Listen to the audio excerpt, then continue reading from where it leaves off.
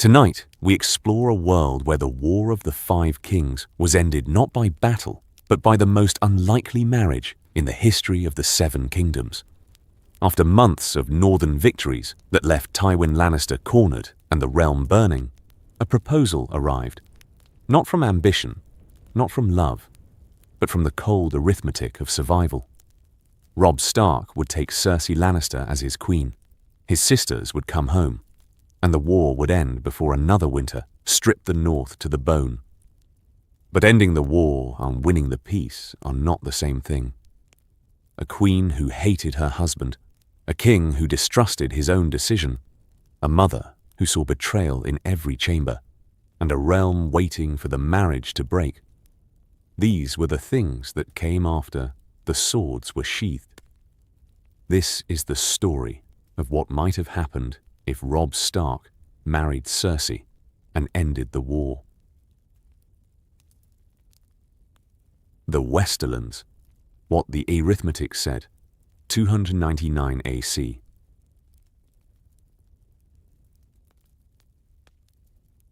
The letter came to Robb's camp outside Lannisport on a Tuesday. He'd been there for 3 weeks. 3 weeks with 18,000 Northerners and Riverlanders camped on the hills above the Westerland's richest port city, watching the Lannister banners on the walls and calculating the cost of taking what was already, by any honest military assessment, effectively his. He had won every battle. He had captured Jaime Lannister at the Whispering Wood.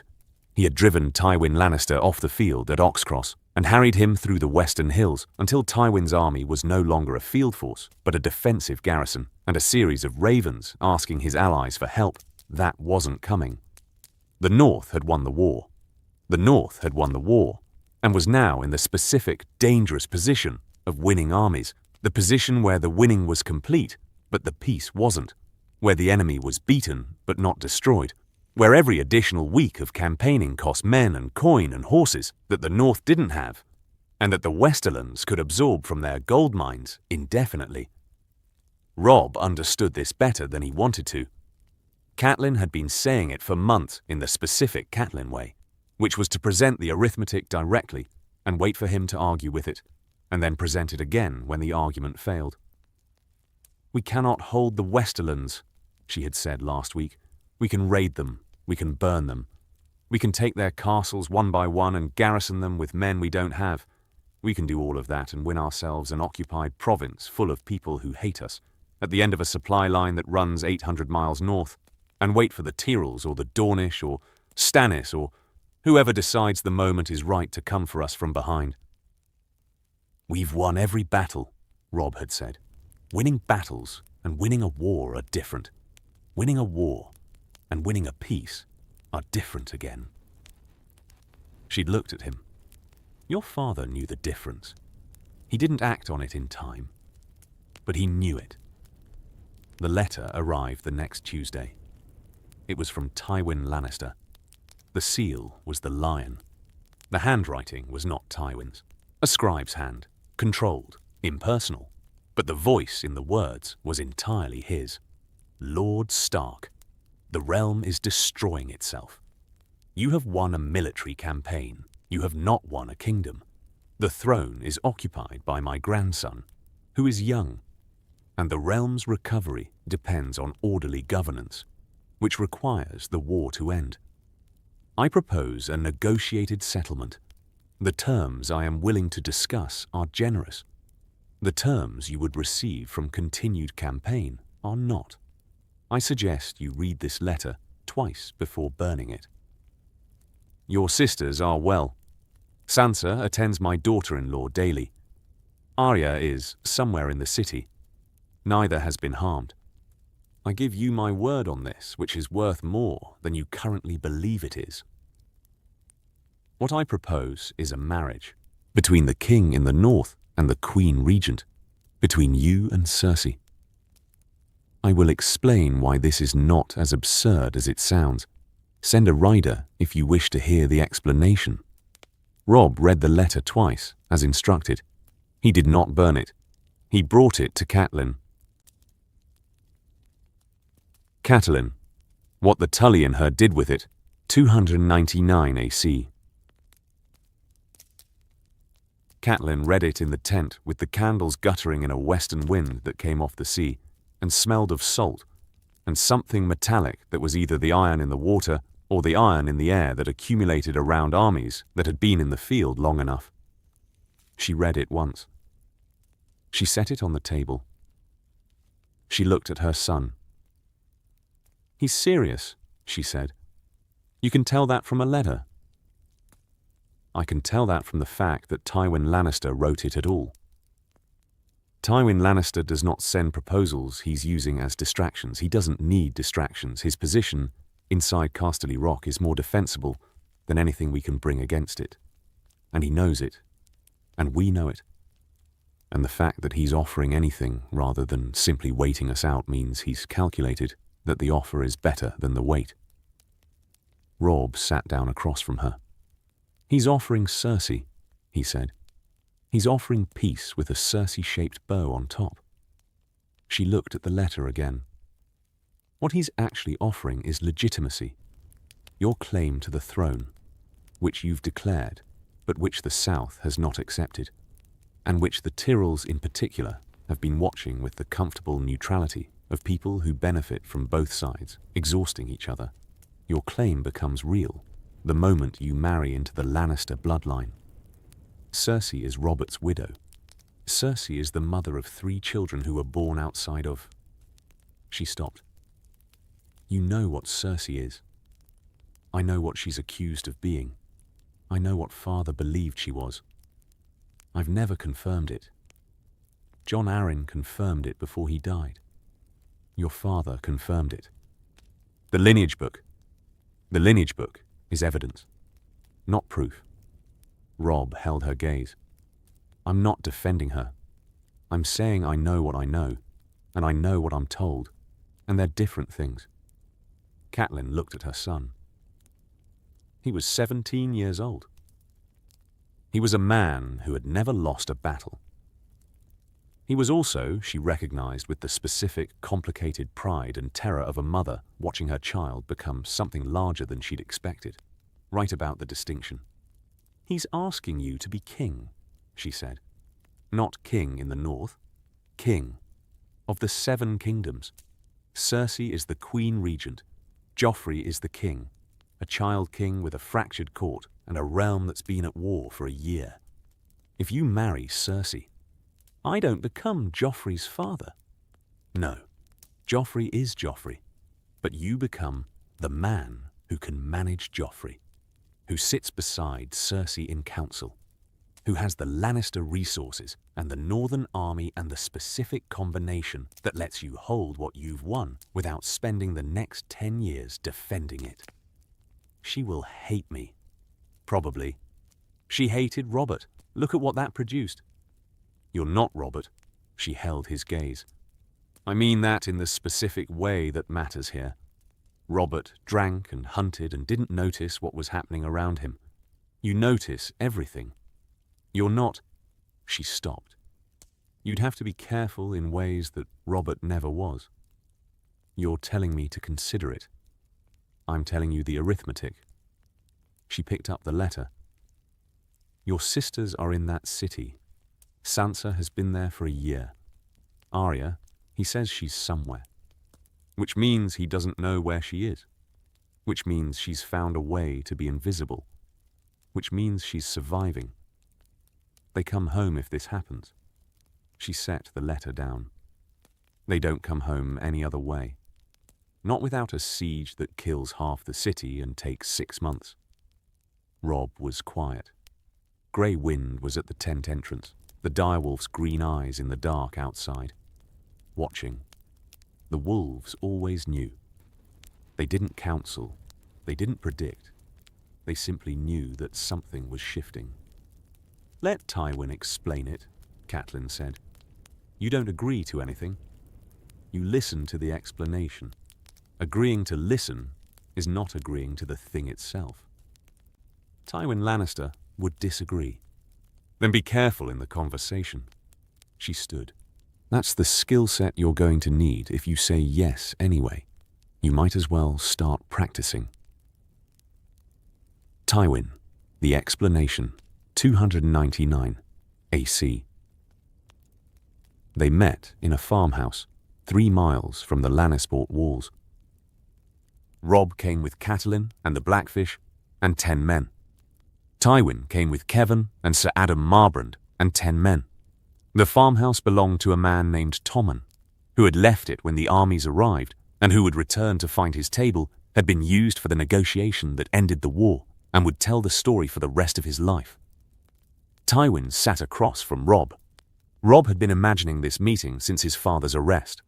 He'd been imagining Tywin Lannister as the thing that had destroyed his family, the architect, the man behind everything.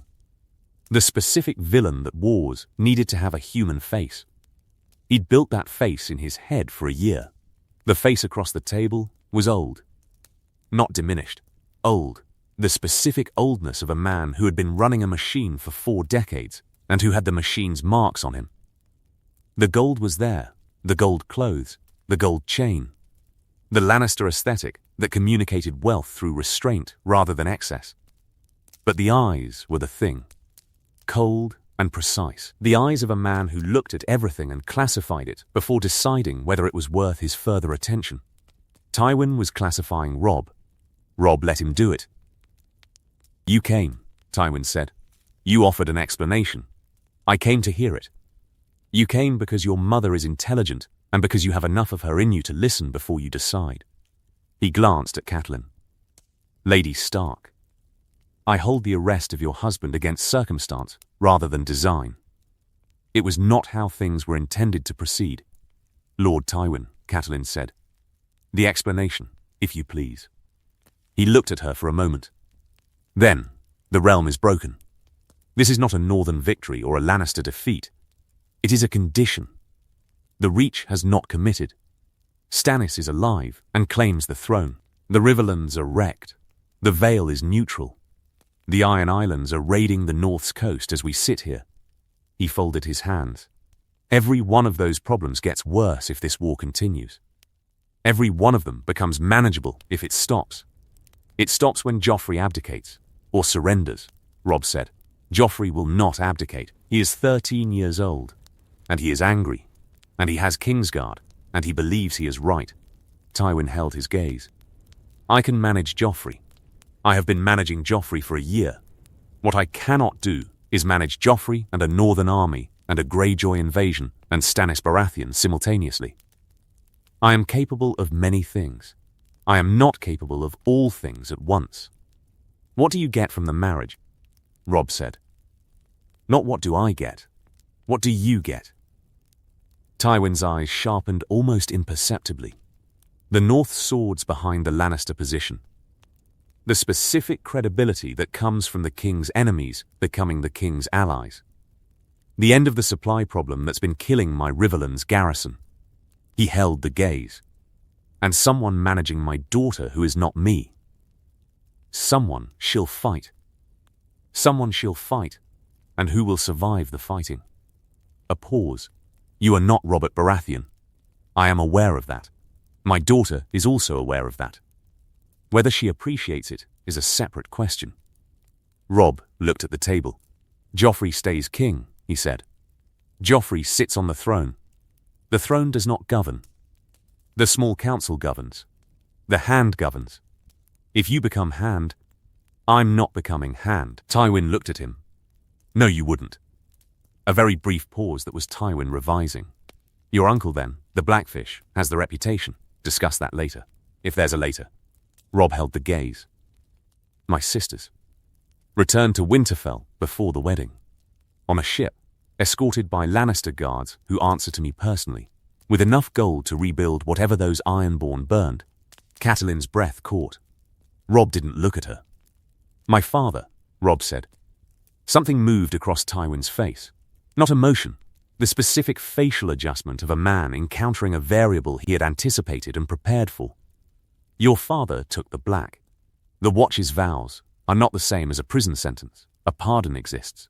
A king can issue one. Joffrey will not. You manage Joffrey." Robb held his gaze. "If I marry Cersei, I'm not asking you for a favor. I'm asking for a term. The pardon for Eddard Stark goes into the document, or the document doesn't get signed." Tywin held his gaze for a long time. The farmhouse was quiet. Outside, horses shifted, and the wind came off the sea. And somewhere in the distance, a gull called in the specific, indifferent way that seabirds called, as if the world's crises were not their concern. "I will obtain the pardon," Tywin said, "before the wedding." Before the wedding. Robb looked at the table, at the wood grain of a farmer's table in a farmhouse 3 miles from Lannisport. This was where the war ended. Not on a battlefield. In a room that smelled of old bread and horses, across from a man who had helped destroy his family, and who was now offering to put some of it back together because the arithmetic was better this way. "I want to speak to Cersei before I agree," Robb said. For the first time, something passed across Tywin Lannister's face that was not calculation, but was something adjacent to it. The thing that happened when a man who expected to be managing every element of a negotiation was informed that one element was not his to manage. "That will need to be arranged," Tywin said. "Arrange it." Cersei, what she thought of it, 299 AC. Tywin told her himself. He came to her solar in the Red Keep on the morning after the parley, and he sat across from her, and he told her what he'd proposed and why, and what the terms were, and what the timeline looked like. And Cersei listened to all of it with the specific expression she kept for things her father presented as decisions while performing them as conversations. When he finished, she said, "No." "Cersei, no." She stood. The solar felt small. The Red Keep felt small. Everything felt small in the specific way that things felt small when a trap was closing on you, and the trap was made of gold and bore your father's seal. "I will not marry a barbarian northern boy who's been trying to kill my son for a year. He has been trying to remove your son from a throne your son has no legal right to occupy," Tywin said. "The distinction matters." "The distinction?" She stopped. "Are you really saying this to me? In this room? You are really sitting in my solar, telling me that Robb Stark's claim is legitimate.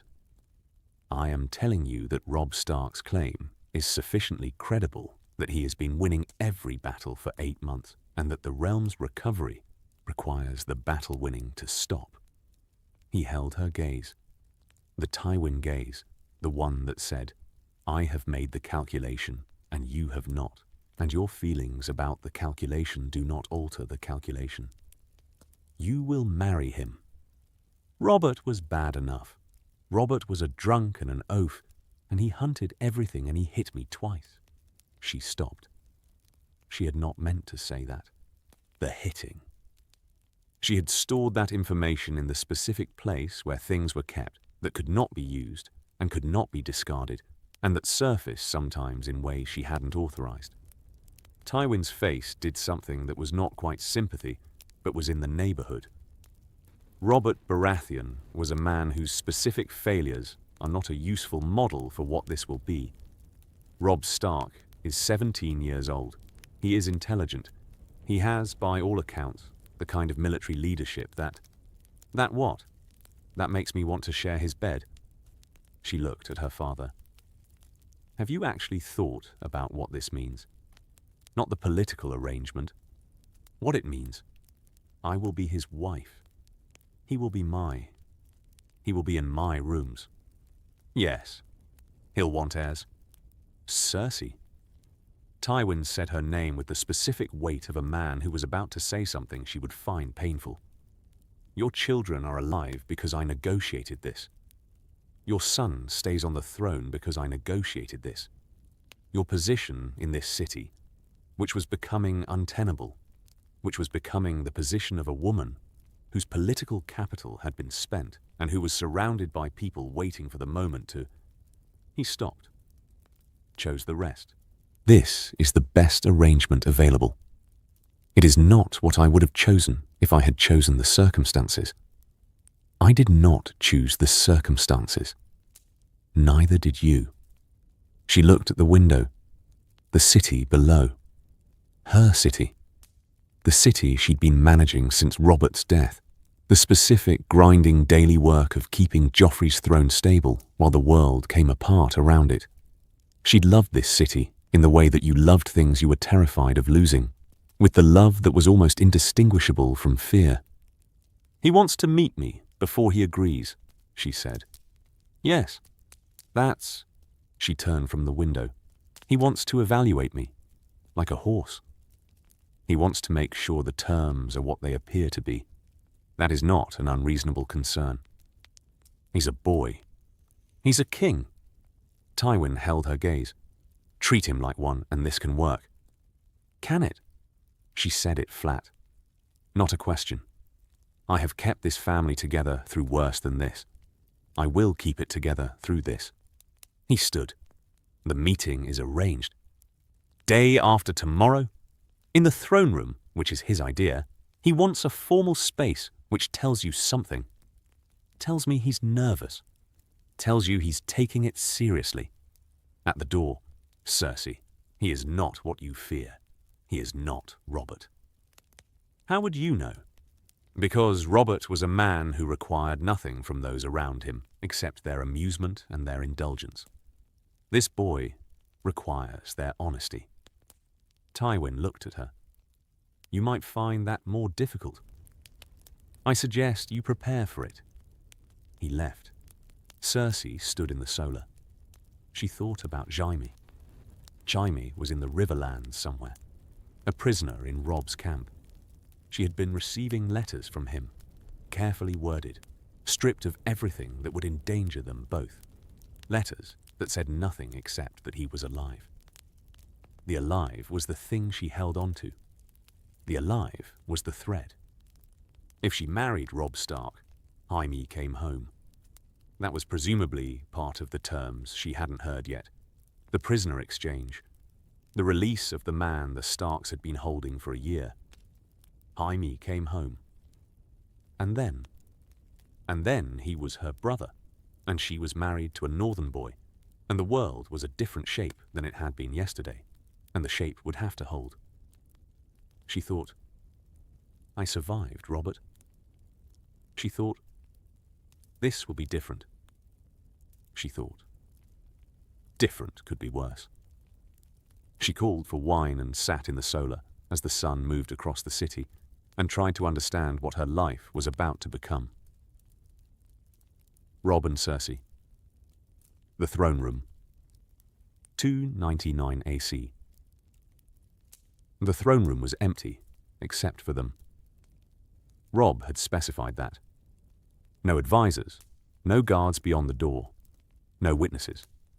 He'd specified it, and Tywin had granted it, and the granting had been its own communication, Tywin trusting his daughter to manage a conversation without supervision, which was either confidence or resignation.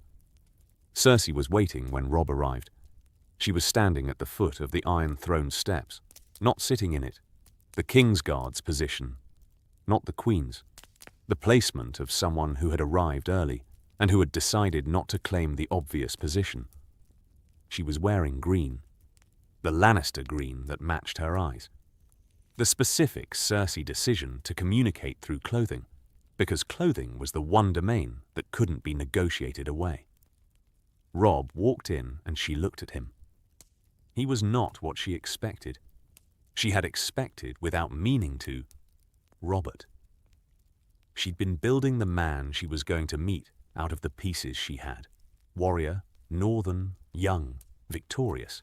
And the pieces had assembled themselves, in her imagination, into the Robert shape, the large shape, the loud shape. Robb Stark was lean. Not small, Stark height, the northern height that ran in the blood, but lean in the way that campaigners were lean. The body stripped to what it needed, and nothing it didn't. His face was... She assessed faces the way others assessed weapons, for utility and for risk. His face was his father's, mostly. She had met Ned Stark twice in Robert's court, and the meeting had left an impression not of the man himself, but of the quality he radiated, which was, "This person means what he says." The face across the throne room had that quality. It was annoying. He stopped 10 feet from her. He looked at her the way she looked at him directly, with the specific directness of someone who was making an assessment and not performing the assessment for an audience. "You're younger than I expected," she said. "You keep saying that." She paused. "I haven't spoken to you before." "No? But I've been told I'm younger than expected approximately 15 times since I started winning battles. It's become a thing people say." He held her gaze. "I'm also younger than I expected to be in this situation. We have that in common." She didn't know what to do with that. It wasn't charming, it wasn't performed as charm, but it had the effect of reducing the distance in the room without pretending the distance wasn't there. She filed it. "You want to know if I'll cooperate," she said. "I want to know what cooperation looks like to you.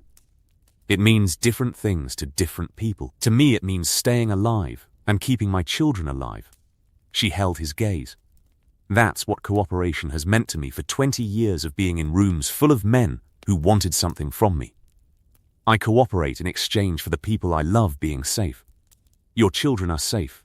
My children are safe while you say they're safe. The moment you say something else, they're not." She looked at him. "I am not being difficult.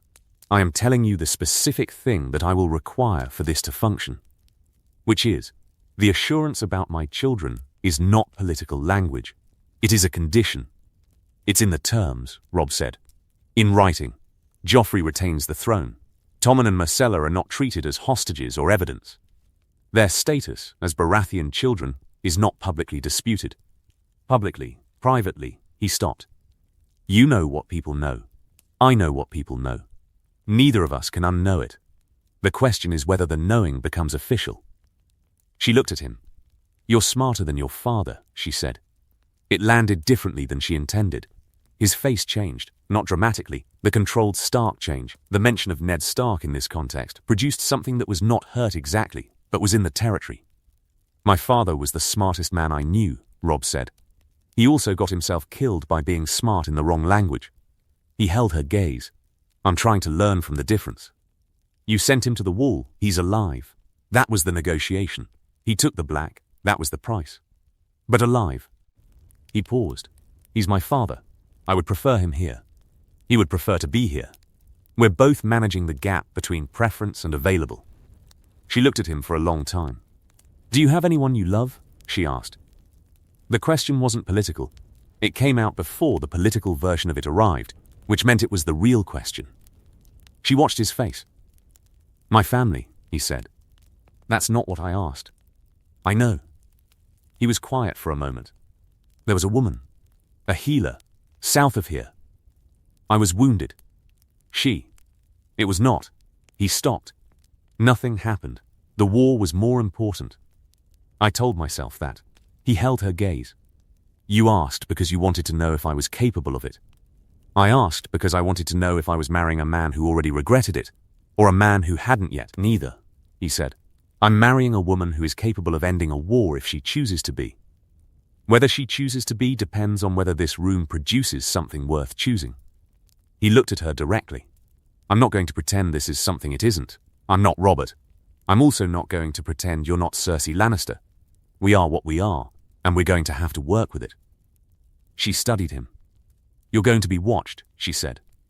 "Every move you make in this city is going to be catalogued by every lord who thinks they know what you are, and every servant who thinks they know what I am. There are people in this city who will destroy this marriage before it's established if they find the right lever. Who? Littlefinger. He benefits from instability. He has built his entire position on managing the gap between what the court believes and what is true." She held his gaze. "He pointed your father at the evidence about my children. He did that not because he cared about the truth, but because a Stark with that information was useful to him. He will do the same to you. You're warning me. I'm protecting my children. If this marriage fails because someone burns it down in the first month, my children lose their protection, and I lose mine." She looked at him. This is not warmth. This is survival. I want you to know the difference from the start, so you don't confuse them later. I appreciate the clarity, Robb said. And he did. She could see it. Not gratitude. Recognition. The specific recognition of a man receiving information and registering it as useful. Anything else? Don't touch me without invitation. I wouldn't. Most men say that. She held his gaze. Robert said it too. I'm not Robert. He said it without inflection. Not defensively. As a statement. How many times will I need to say that before you stop bracing for him? She looked at him. I don't know yet, she said. It was the most honest thing she'd said in a year. He nodded. Once. The stark nod that communicated. Received. Filed. Accepted without requiring more from the moment. The wedding is in 3 weeks, he said. My sisters arrive in 2. The terms are being drafted now. He turned to leave. At the door. I'll send word to Jaime. He'll be released to your custody the week after the wedding. Not before. It's a sequencing thing. My lords need the timeline in the right order. You're keeping him as insurance until the wedding happens. I'm keeping the negotiations structured. He looked at her. For what it's worth, he wasn't mistreated. He complained constantly, but he wasn't mistreated. She almost laughed. She did not laugh, but the almost was there. Ned. The wall. What he received. 299 AC. The Raven reached Castle Black on a Tuesday. Ned was in the yard when Maester Aemon's assistant brought it. A young boy who ran with the specific urgency of someone who had been told the message was important and who was communicating the importance through his legs. Father, the terms are settled. I'm marrying Cersei Lannister. The war ends. Sansa and Arya come home. Your pardon is included in the terms. The black is your choice to keep, not a sentence anymore. I need you to know I made this decision with Mother's counsel and my own. I won't ask you to approve it. I'll tell you about it and let you think what you think. I love you. Robbie, he read it twice. He folded it. He stood in the yard at Castle Black with the wind coming off the wall and thought about his son. He thought, Cersei Lannister. He had known Cersei in the specific way that a hand knew a queen. The political knowledge, the assessment of capability and danger. She was capable. She was also one of the people who had contributed to the circumstances that had sent him to the Black Cells and from there to the Wall. The specific chain of events was long, and Cersei was not at the start of it, but she was in it. His son had married her to end the war. He went to Maester Aemon. The old man was in his cell, which was where he always was. The specific stillness of the ancient and the blind. He heard Ned come in, and he turned his face toward the sound. Robb Stark's marriage, Aemon said. Word travels fast. Ravens travel fast. The Watch's ravens are notably efficient. Aemon folded his hands. What do you think? I think my son is 17 years old, and he has made a decision that will affect the next 50 years of the realm and that cannot be undone. Ned sat. I think he made it with clear eyes, which is what I would have wanted for him. But he's 17, and I'm his father, and the instinct to... He stopped. The instinct to protect him from consequences I can see from here is still present, even when the consequences are the ones he chose. That's not a useful instinct to act on, Aemon said. I know. Ned looked at the candle on the table. Cersei Lannister. She was Robert's wife. She, in this court, in this arrangement, she is going to be the most powerful woman in the 7 kingdoms, and she has been operating in the South's political environment since she was 16, and my son has been operating in it for a year. You're worried she'll outmaneuver him. I'm worried about the specific version of this where she does exactly what the Lannisters have always done, which is let you win and then slowly convert the winning into their winning. He held the candle's gaze. And I'm worried about what happens to him as a person inside a marriage with a woman who has been treated by powerful men as an instrument since before she could understand what was happening. He held the candle. I don't want my son to be the next in that line. Not because I love Cersei Lannister. I don't. But because that's not who I raised him to be. Aemon was quiet for a moment. Your son freed you, Aemon said. The pardon.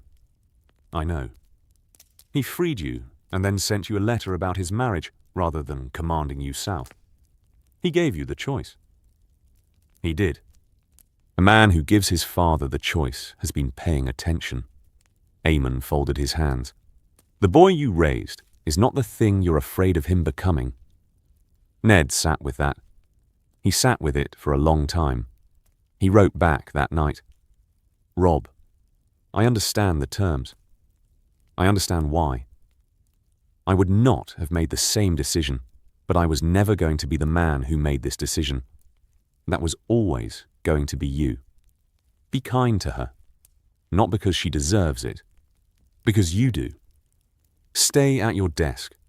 The work is the thing. I know you know this. I'm saying it anyway. Because saying things that need to be said is the whole of parenting. The pardon is noted. I'll stay for now. The wall always needs. Come visit if the South ever lets you breathe. Your father. The Lords, what Robb's men said, 219 Dene. He told them at the War Council that night. He'd been dreading the telling more than the conversation with Cersei, which was its own kind of information about where his anxiety actually lived. Cersei Lannister was terrifying in specific, legible ways he could prepare for. The Great John Umber was terrifying in the way that large men who felt betrayed were terrifying, which was, unpredictably and loudly, and with furniture at risk. The Great John was the first to respond. He stood up. He was enormous in the tent. He always was. And he looked at Robb with the expression of a man who had been following this king for 8 months, and who had believed the following was for a specific purpose, and who was now being told the purpose had changed. You're marrying the Lannister queen, the Great John said. Yes. The woman who... Yes. The woman whose children are. The terms address that. Robb held his gaze.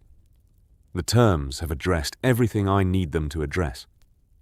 My sisters come home. My father gets a pardon. The North gets trade agreements that we've needed for 20 years. Jaime Lannister goes back to his family. And the war ends without us spending 3 more months dying outside Casterly Rock. We can take the rock, Lord Karstark said. Rickard Karstark, whose sons had died at the Jaime Lannister capture, who had been carrying that grief like a shield ever since. My sons died for this war. They didn't die so you could marry the woman who sent their killer to the field. Your sons died honorably, Robb said, and I will honor them. But I won't kill more of your family members or mine, when an alternative exists that gets everything we need without it. The independence of the North is in the terms. Robb looked at the assembled lords. The North rules itself. No Lannister troops on northern soil. No Lannister taxes. The Northern Lords' rights under their agreements with the Crown are preserved. The Crown acknowledges in writing that the North's governance is its own business. And you go south, the Great John said. You sit in King's Landing with the Lannister Queen, and you run the realm for the Lannister Boy King. I run the realm because it needs running, and because the alternative is the realm breaking apart entirely, and the pieces being worse than the whole. Robb held the gaze. I've spent a year fighting because that was what the situation required.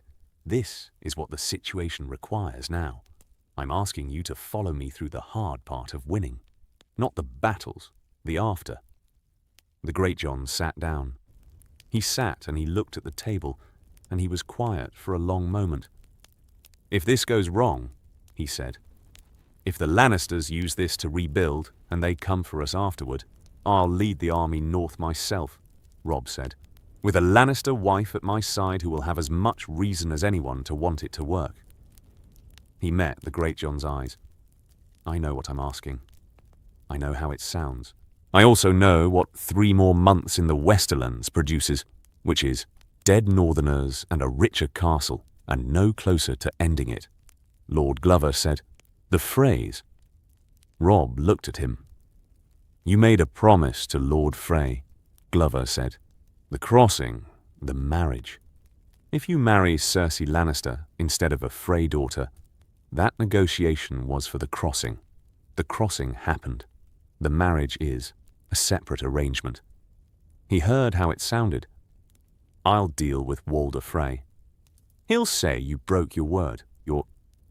I made a promise, and the situation has changed in ways neither of us anticipated when the promise was made. I'll compensate him. I'll negotiate. He doesn't want compensation, the Blackfish said. Brynden Tully, who had been sitting at the far end of the table in the specific Blackfish posture that was always slightly removed from the rest of the room, the posture of a man who preferred the edge. Walder Frey wants the marriage because the marriage is what he values. It is not a transaction to him. It is a status purchase. Gold and land do not purchase status the way a Stark blood tie does. He held Robb's gaze. He will feel it as an insult of the First Order. Then I'll manage an insulted Frey. Robb looked at the table. I can't marry everyone. I'm marrying one person, and that person is ending the war. If Walder Frey wants to be angry about it, he can be angry about it from the south bank of the Trident, while the rest of us are rebuilding. The tent was quiet. Not the Greatjon loud, the specific quiet that was a room of men absorbing a decision and deciding whether to follow it. Lord Hornwood stood. I follow Robb Stark. Lord Glover sat for a moment. Then, I follow Lord Stark. The Greatjon was last. He looked at Robb for a long time with the specific Greatjon look that was both challenge and respect, and that had been in this tent since the night he'd drawn his sword on Catelyn and had been staring across the table at a 16-year-old kid ever since. The North remembers, the Greatjon said. You'd better make sure what it remembers is worth remembering. That's the plan, Robb said. The girls. What came home? 299, a queer. Sansa arrived first. She came by ship from King's Landing to White Harbour, and then by road, and Catelyn met her at the gates of Winterfell with the specific, concentrated quiet of a mother who had been performing functional competence for a year and who was now, with her daughter in front of her, running out of the performance. Sansa was 12. She had left at 11. The difference between the girl who had ridden south for a betrothal and the girl who stepped down from the carriage was not the year. Years didn't do this. It was what the year had contained. The court, the arrest, the threats, the specific education that happened when you were placed in a hostile environment and discovered that survival required becoming someone your previous self would not have expected. She was taller. She was also quieter, in the wrong way. The wrong quiet was not the quiet of peace, but the quiet of someone who had learned to manage what they showed, and who was now managing it with Catelyn, which broke something in Catelyn's chest because the managing was the wrong tool for this room. Come here, Catelyn said. Sansa came. She was stiff for a moment, the court stiffness, the posture that said, I don't know what is safe yet. Then Catelyn held her, and the stiffness went, and what was underneath was Sansa, her daughter, who had been 11 years old at a betrothal, and who had survived a year in a place that had tried to make that impossible. "I'm home," Sansa said, into Catelyn's shoulder. "You're home." They stood in the gate for a long time. Arya came 4 days later, under separate escort. She came, this was the word that found itself in Catelyn's mind when she saw the girl walk through the gate, unaccompanied. In the sense that mattered. She was in a group of people who were with her, surrounding her, and she was nonetheless operating as if she were alone, in a way that was entirely Arya, and that was also entirely new. A version of the Arya quality that had existed before the war, and that had been intensified, concentrated. Whatever had happened to Arya in King's Landing had taken the thing that was Arya and put it under pressure, and what had come out the other side was still Arya, but with more of it. She had a sword. Not the small one that had gone south with her. A different sword. She was wearing it under her cloak, and Catelyn saw it and didn't mention it because mentioning it would have required a conversation she didn't have the right language for yet. Arya hugged her. Quick and tight. The Arya hug that was not the Sansa hug, not the yielding, not the letting go. The grip of someone who had been holding on for a year in the specific way where there was nothing to hold, and who was now briefly holding something real. "Is Bran all right?" Arya said. Not hello, not "I'm home." Is Bran all right? "Bran is well. He's been learning. She stopped. The Bran question was complicated. The Bran answer was complicated. Bran at Winterfell since the Ironborn attack had been Bran, but also something else, something that was developing, and she didn't know what to call it yet. "He'll tell you himself." "Rickon?" "Rickon is with Osha. Safe." Arya stepped back. She looked at Catelyn with the eyes that were Ned's eyes, the grey, the stark grey, the specific colouring that showed up in this family, and that hit Catelyn in the chest every time she saw it in her children's faces. "Is Robb really marrying the Queen?" Arya said. "He is." "That's the stupidest thing I've ever heard." "It ends the war," Catelyn said. "Lots of things end wars." She looked past Catelyn at the castle, at Winterfell, the grey walls, the steam from the hot springs, the specific sensory identity of a place that had been the whole world for most of her childhood. "I'm going to find Bran." She walked past Catelyn into the castle. Catelyn watched her go. She thought, she's all right. She's not fine. She's not the girl who left. But she's all right, which is what matters, which is what she asked for when she prayed in the Sept of Baelor and in the Godswood and in every moment of the past year when she allowed herself to pray rather than manage. The girls were home. That was the first thing the marriage had bought. The wedding. What it cost to stand there.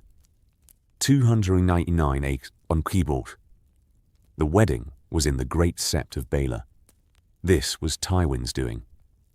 The Great Sept was legitimacy-made stone, the specific institutional weight of the faith's most prominent building, the place where kings were crowned and treaties were blessed, and where the Seven watched the kingdom's important moments with the stone-faced neutrality of gods who had seen everything and reserved judgment. Robb stood at the altar in grey and gold, the compromise that had taken 2 hours of argument. Grey for the North, gold for the Lannisters. The Lannister tailor who had made the doublet had done something clever with it, threaded gold through grey in a pattern that was Stark from a distance and Lannister up close, and Robb had looked at it and said, "That's going to be the whole marriage, isn't it?" And the tailor had not answered because that was not a question for tailors. The sept was full. Not warmly full. The court had come because the court came to these things, and because the alternative to attending the wedding of the new most powerful man in the realm was a specific kind of visible statement that nobody wanted to make on the record. They came and they watched, and the watching was the specific court watching, where everyone was evaluating simultaneously the match, the parties, the power dynamics, the specific architecture of the new arrangement, and where each of them fit in it. Cersei came down the aisle in red, not Lannister crimson, a darker red, the specific choice of a woman who was making a statement about what she was bringing to this and what she was not.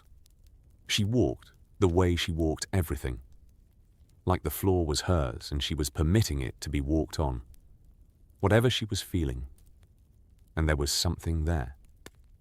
Visible to anyone who looked with the right calibration, was below the surface. She reached the altar. She looked at Robb. He looked at her. The high septon began. Robb listened to the words and thought about the specific mechanics of what he was doing. He was tying himself to this city and this family and this woman and this throne.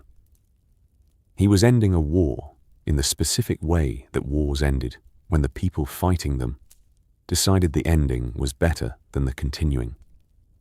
He was also standing in a building that had been the last place his father had been publicly visible before his life changed completely. And the building carried that history in its stone. And Robb felt it.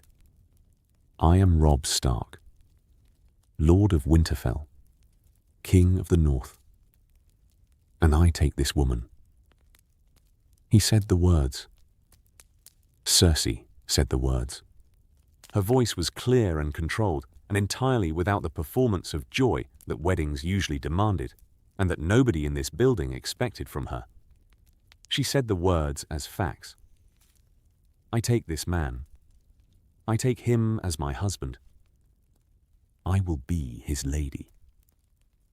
When the cloak, the grey and gold cloak, the Lannister Stark compromise that the tailor had made, was placed on her shoulders, something crossed her face. It was not a good thing. It was not a bad thing. It was the expression of a woman encountering the physical reality of a change that had been theoretical until the moment the cloth settled on her shoulders, and the expression said, "This is real now." Robb thought, we are both in this now. He thought, the wedding is the easy part.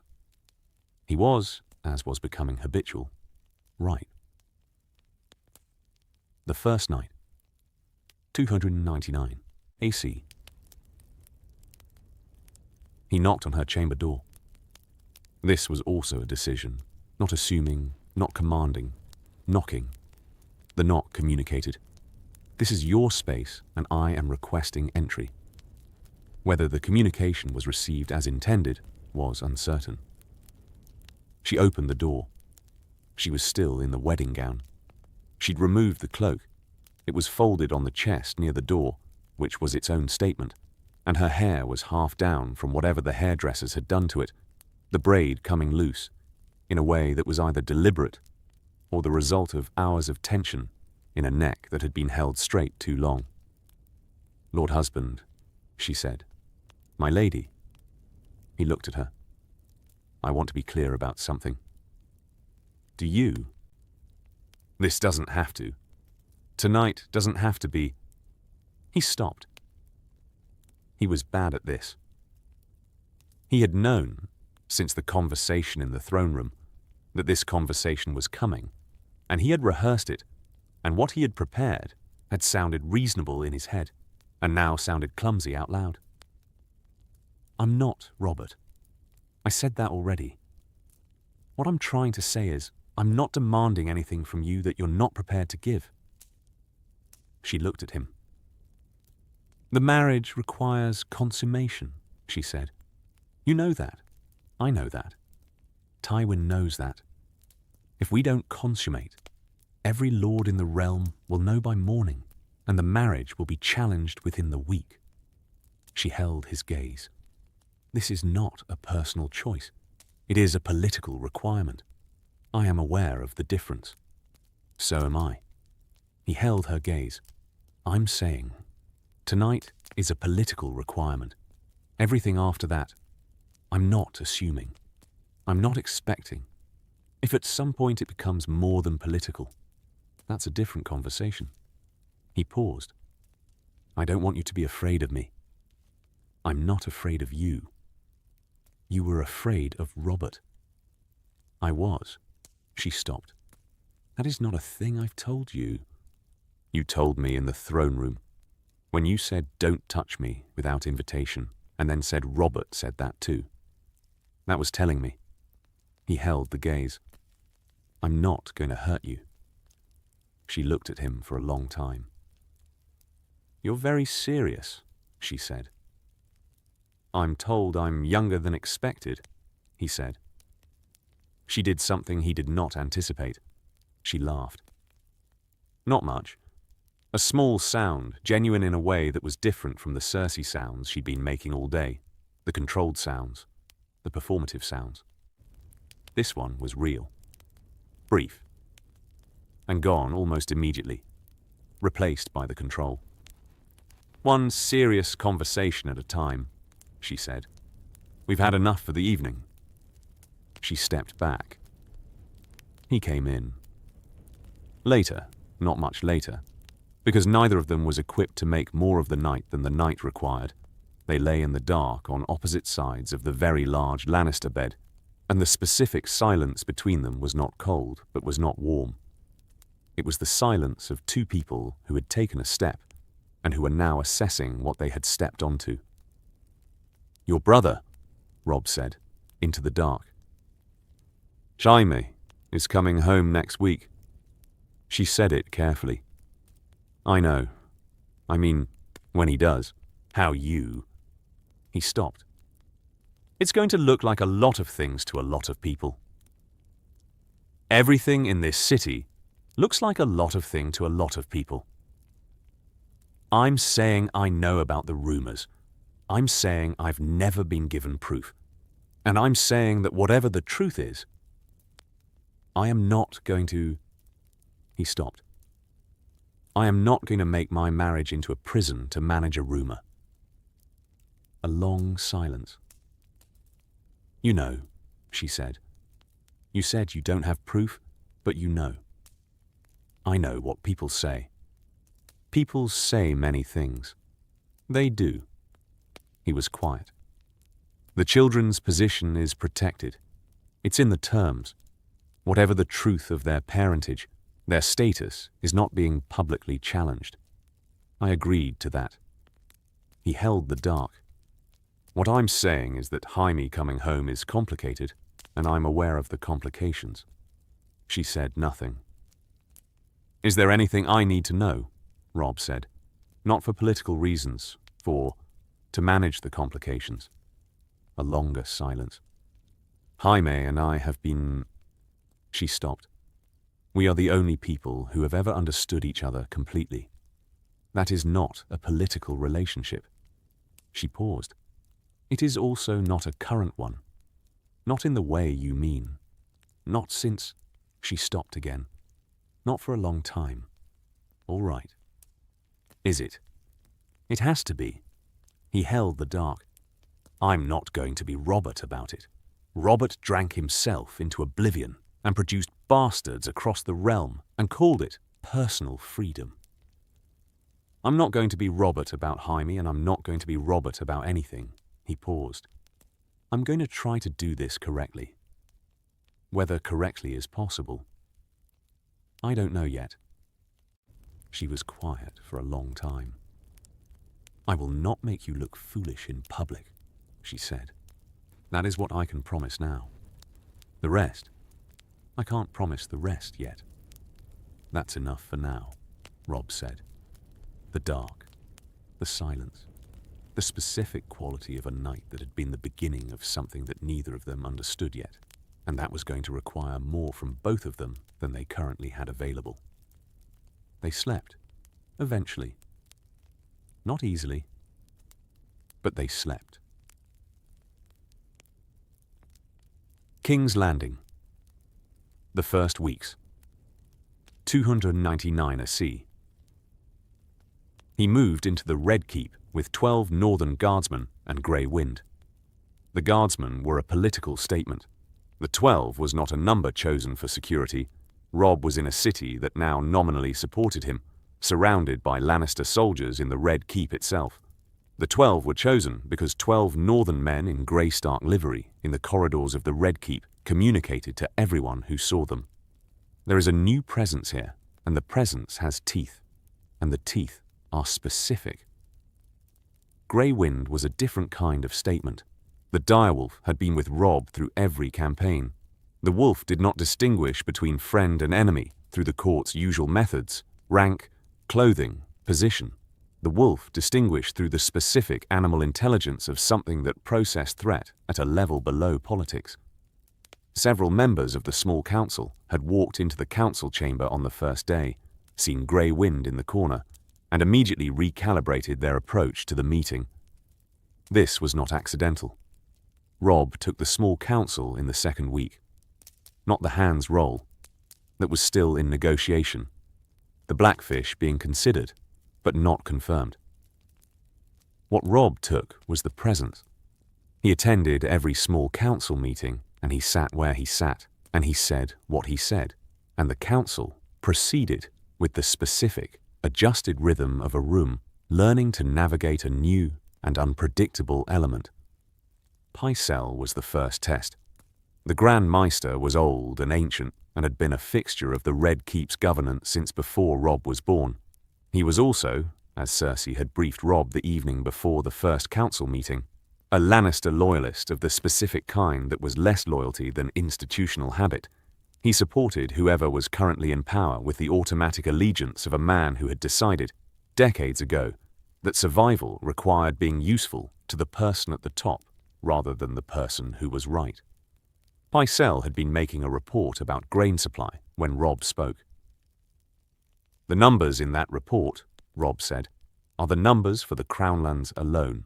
The Riverlands supply situation, which affects the Crown's grain access through the Trident, is not represented here. I'd like a revised report with the full picture. Pycelle looked at him. The Riverlands are part of the realm. The report should reflect the realm. Robb held the gaze. By next meeting, Pycelle looked at Tywin, who was at the table in the position he occupied that was technically observer and functionally hand-in-waiting. Tywin did not respond to the look. Pycelle looked back at Robb. "Of course, my lord," Pycelle said. "Your Grace," Cersei said, from her seat at the table. Flat, not quite defensive, corrective, the way someone corrected a mistake rather than made a point. Pycelle blinked. "Your Grace." The council continued. Afterward, in the corridor, Cersei caught Robb's arm. He stopped, looked at her hand on his arm. She removed it. "Pycelle's numbers are always incomplete," she said. "He has been producing incomplete reports for 15 years. Asking for a revised one publicly it drew attention to the gap. That's useful. But it made him look small in the council. He was producing incomplete reports. He was. And now he knows you noticed, and every other person in that room knows you noticed, and Tywin knows you noticed, and that is all useful. But Pycelle will not like feeling small. Men who don't like feeling small look for ways to become large again." She held his gaze. The way to use Pycelle is to give him the opportunity to be useful before you require him to be. Robb looked at her. "You've been doing this a long time," he said. "I've been doing this since I was 16, she said. Robert didn't. Right, you'll make mistakes. Everyone does in the first weeks. The ones to avoid are the ones that create enemies, rather than finding where the enemies already were." He held her gaze. "You're helping me," he said. She looked at him with the specific Cersei look that was not warm, but was not cold. The look of a woman who had agreed to a transaction and was executing the transaction as agreed. "I am protecting myself. If you fail in this city, I lose my children's protections. We have aligned interests in your not failing. I suggest you accept help without spending the time analyzing the motivation." "Right," he said again. He accepted the help. Littlefinger was the second test. He came to Robb Solar on the third day, not summoned, appearing. The specific Baelish arrival that was neither intrusion nor formal visit, but the thing in between that he'd perfected over decades of navigating King's Landing's corridors. He knocked, which was politeness as performance. He sat, which was presumption as routine. "Lord Stark," he said. Or, I suppose you're something else now, aren't you? Your grace is traditional, Robb said. You knew that, of course. My apologies. The smile that was Littlefinger's primary instrument, the smile that was simultaneously warm and entirely without warmth, the smile of a man performing friendliness so accurately that the performance had become the thing. I want you to know that I am entirely at your disposal. My position as Master of Coin is being reviewed, Robb said. Baelish paused. A small pause, the kind that processed rather than emoted. Reviewed, the Crown's finances are complicated, the debts, the specific way that money has been moving through the Treasury. I have a Northern Lord who is good with numbers coming to review the books. Robb held his gaze. He'll have questions. When he does, he'll ask you. You're looking for irregularities. I'm looking at the books. He held the gaze. If you've been doing everything correctly, the review will show that. If you've been doing anything incorrectly, the review will show that too. He met the eyes. You pointed my father at information that contributed to a series of events that destroyed my family. I know this because my father told my mother before he left for the wall, and my mother told me. I am going to be very careful about how I use this information publicly because the political implications are complex. I am going to be very simple about how I use it personally, which is, your access to my counsel, my finances, and my private chambers is zero. Baelish held the gaze. That's direct, he said. I'm from the north. He held the gaze. When my Lord Father reviews the books, I expect full cooperation. If the review is successful, he paused. You'll keep your position for the time being. I don't have a better replacement right now. When I do, the position changes. Baelish looked at him for a moment. Lady Stark trained you well, he said. My mother trained me to think. Robb held the gaze. My father trained me to be honest. I find the combination more useful than either alone. He stood. Thank you for the visit. I'll let you know when the book's review is complete. Baelish left. Robb sat in the solar for a moment. He thought, that could have gone worse. He thought, it might still. Jaime returns. 299 AC. Jaime came home on a Wednesday. Robb arranged to be elsewhere. Not permanently, not the pretense of unawareness, but the specific tactical absence that allowed the reunion to happen without having to be managed simultaneously with a Stark presence, which would have made it something it couldn't be. He heard about it from the Blackfish afterward. Brynden Tully, who had been in Robb's retinue since the beginning of the campaign and who had the specific Tully assessment of the world, clear-eyed, pragmatic, slightly brutal in the way of river people, came to Robb's solar at midday. Your wife's brother arrived this morning, the Blackfish said. I know. They were together for 3 hours. I know. In her solar, with the door closed. The Blackfish held Robb's gaze. I know that too. Robb looked at him. What do you want me to do about it? The Blackfish sat.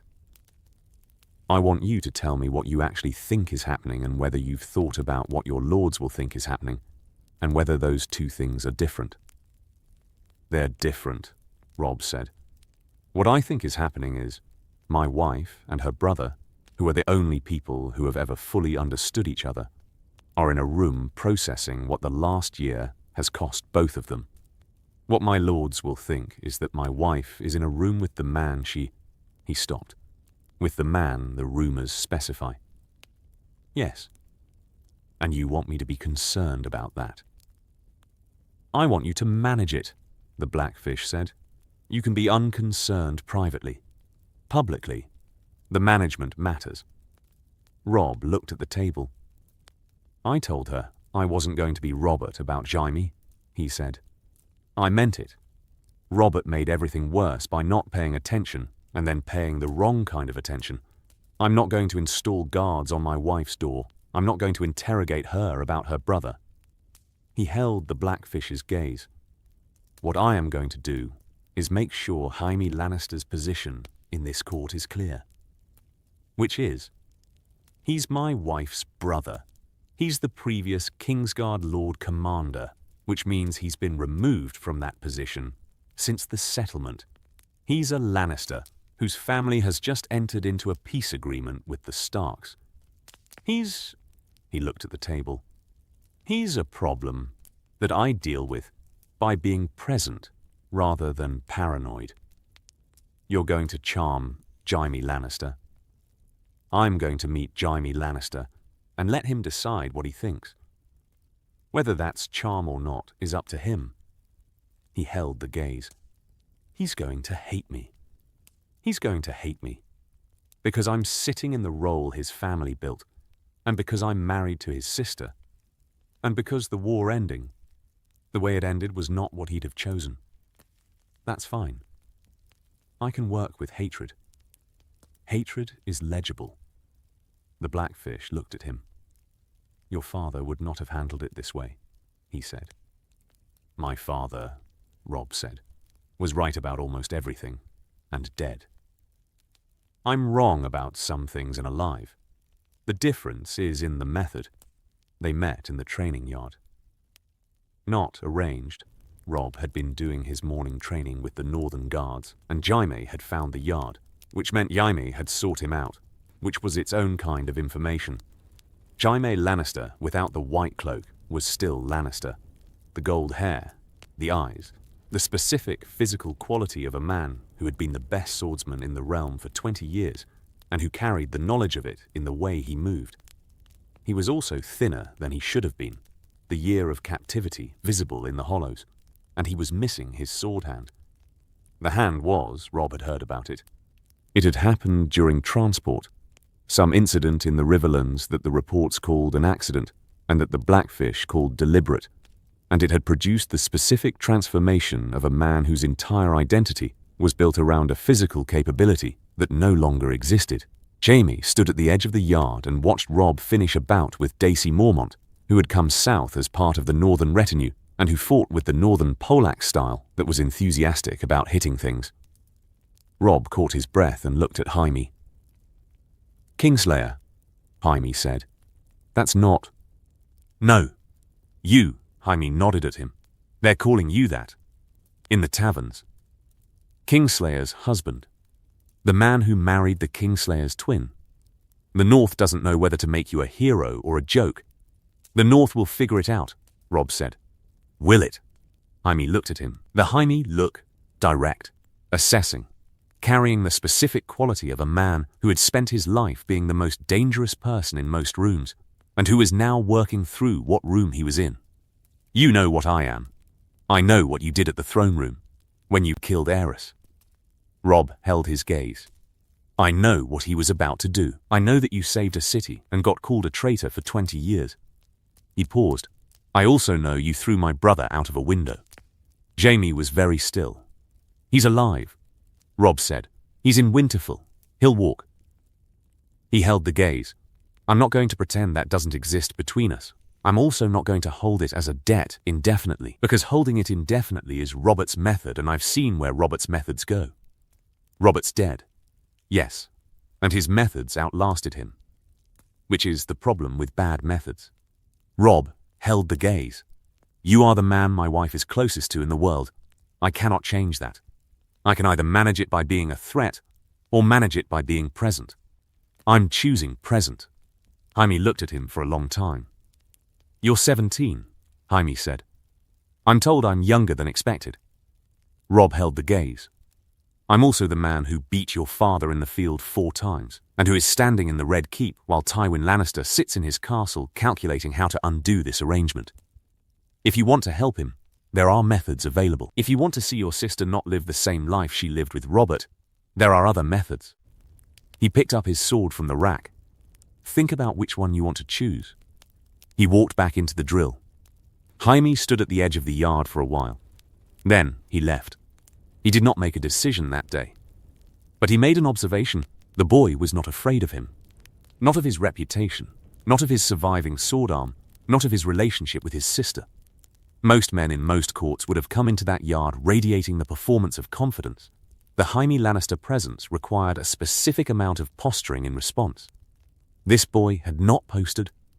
He just talked. It was, Jaime decided as he walked back through the Red Keep, deeply inconvenient. Cersei and Jaime. What had to be said? Tune im. She told him directly. She came to his chambers the evening of his second day home, his chambers in the Red Keep, the rooms that had been reassigned to him as guest chambers rather than the Kingsguard quarters that no longer existed in the same form. He was at the window, looking at the city, the way he'd always looked at the city, as a place that was partly his by right, and that had always kept him at arm's length. She sat. He looked at her. "Tell me," he said. "He knows," she said. Jaime went still. "Not officially, not in the terms. The terms protect the children's status. But he knows. He told me in the throne room that first day that he knows what people say, and that he's never been given proof, and that he's not going to make the marriage into a prison to manage a rumor." She held her brother's gaze. "He's 17. I know how old he is." He said, she paused. He said he knows the difference between warmth and survival. He said the line between them might be less clear than I think. She looked at the window. He says things that I don't know what to do with. Jaime was quiet for a while. "Does he love you?" Jaime said. "No." "Does he?" "He's learning me," she said. "Like a language he has to speak and can see the structure of and doesn't yet speak fluently." She held her brother's gaze. "He's patient. He gets things wrong sometimes, and when I tell him he's wrong, he revises." She looked at the window. "Robert got things wrong, and when I told him he was wrong, he hit me." "Cersei?" "I know." She held his gaze. "I know. I'm not saying this is... I'm not performing happiness for you. I'm telling you what it is, which is different from what I was afraid of when I agreed." "What were you afraid of?" "Robert," she said. "Another version of Robert." Jaime held her gaze. "Is he?" "He's not Robert in any version." She looked at the window. He's going to be very good at this, whatever this is. He's learning it the way he learned campaigns, with the specific stubborn attention of someone who has decided to understand the thing rather than survive it." "And you?" Jaime said. "Are you?" "I'm managing," she said. "That's not an answer. It's the most honest answer I have." She held his gaze. "I am managing, in the specific way that managing becomes something else, over time, when the thing you're managing turns out to not be what you were afraid of." She looked at the window. "I don't know what it becomes yet. I'm still in the managing part." Jaime was quiet. "You and I," he said, "are what we've always been," she said, "which is the only people who have ever fully understood each other. That's not going to change." She held his gaze. "And it's also not what it was. Not in the way you're going to ask me about. Not since. Not for a long time. You know that. I know. He knows too. Or he's made peace with it without confirming it." She looked at the window. "He's going to need you. Not personally. He's not going to come to you for comfort. Politically. You're the former Lord Commander of the Kingsguard, with 20 years of knowledge about the court and the Red Keep and the specific machinery of the castle. He's going to need that. He's going to want me to help him manage the city he won from our family. He's going to want you to help him manage it because you're the best person available, and because you know it better than anyone else, and because it's now his city and yours, and the distinction between ours and theirs is..." She held his gaze. "Is going to have to become less important than it's been." Jaime looked at her. "You've already made peace with it," he said. "I'm making peace with it," she said. "There's a difference." "Who are you and what have you done with my sister?" She almost smiled. "She survived Robert," Cersei said. "And the war. And this." She stood. She's adapting. That's always been the Lannister survival mechanism. We adapt. She held his gaze. Adapt, Jaime. The family needs us both in this. She left. He stood at the window for a long time. He thought. The boy in the yard hadn't been afraid of him. He thought. That was either extremely stupid or something he hadn't seen before. He thought. I'll find out which. Joffrey. The problem of Joffrey. 2989 AC. Joffrey was 13 years old, and he was the king, and he hated Robb Stark. This was not complicated to understand. Joffrey's hatred was never complicated. It was direct, immediate, operating on the surface without the management that most people applied to feelings they understood would create problems. Joffrey hated Robb Stark because Robb Stark had beaten his army and killed his soldiers and threatened his city and then married his mother, and the marrying of his mother was the thing that made it personal in the way that military campaigns were not. He expressed this in the small ways available to him. He contradicted Robb in the throne room. He refused the direwolf, the allowance of grey wind in the Red Keep, which had been a specific concession. Robb explained it to the household as a working animal, and Joffrey publicly called it a kennel beast and demanded it be removed. The demand was ignored.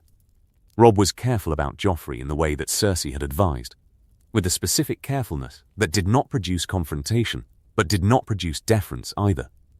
He treated Joffrey as the king while occupying the space that the king was supposed to occupy. This was an approach designed to make Joffrey feel respected and to make Joffrey feel replaced simultaneously, which was not something Joffrey processed well. The breaking point came at a feast in the 3rd week, a feast for the Tyrell delegation, the Tyrells who had been neutral through the war and who were now calculating their position in the new arrangement, and who had sent Loras Tyrell as their representative, which was either an insult or a test, and might have been both.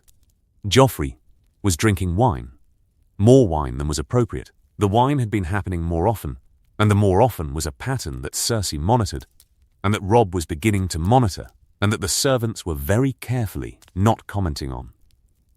Loras Tyrell had been seated near Joffrey and was making the conversation that beautiful, well-trained young men made at feasts, light, practiced, carrying the specific Tyrell charm that the family deployed the way others deployed soldiers.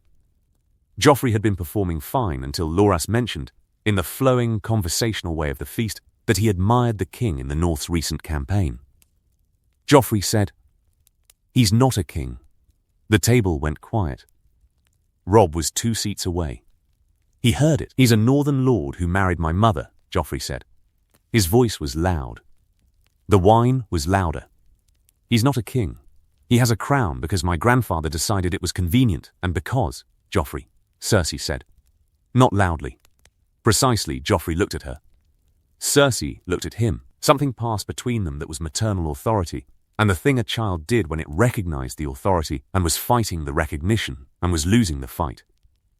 His jaw worked. "Because my grandfather decided it was convenient," Joffrey said again, quieter, and then he picked up his wine and stared at the table. Robb held the table's attention for a moment.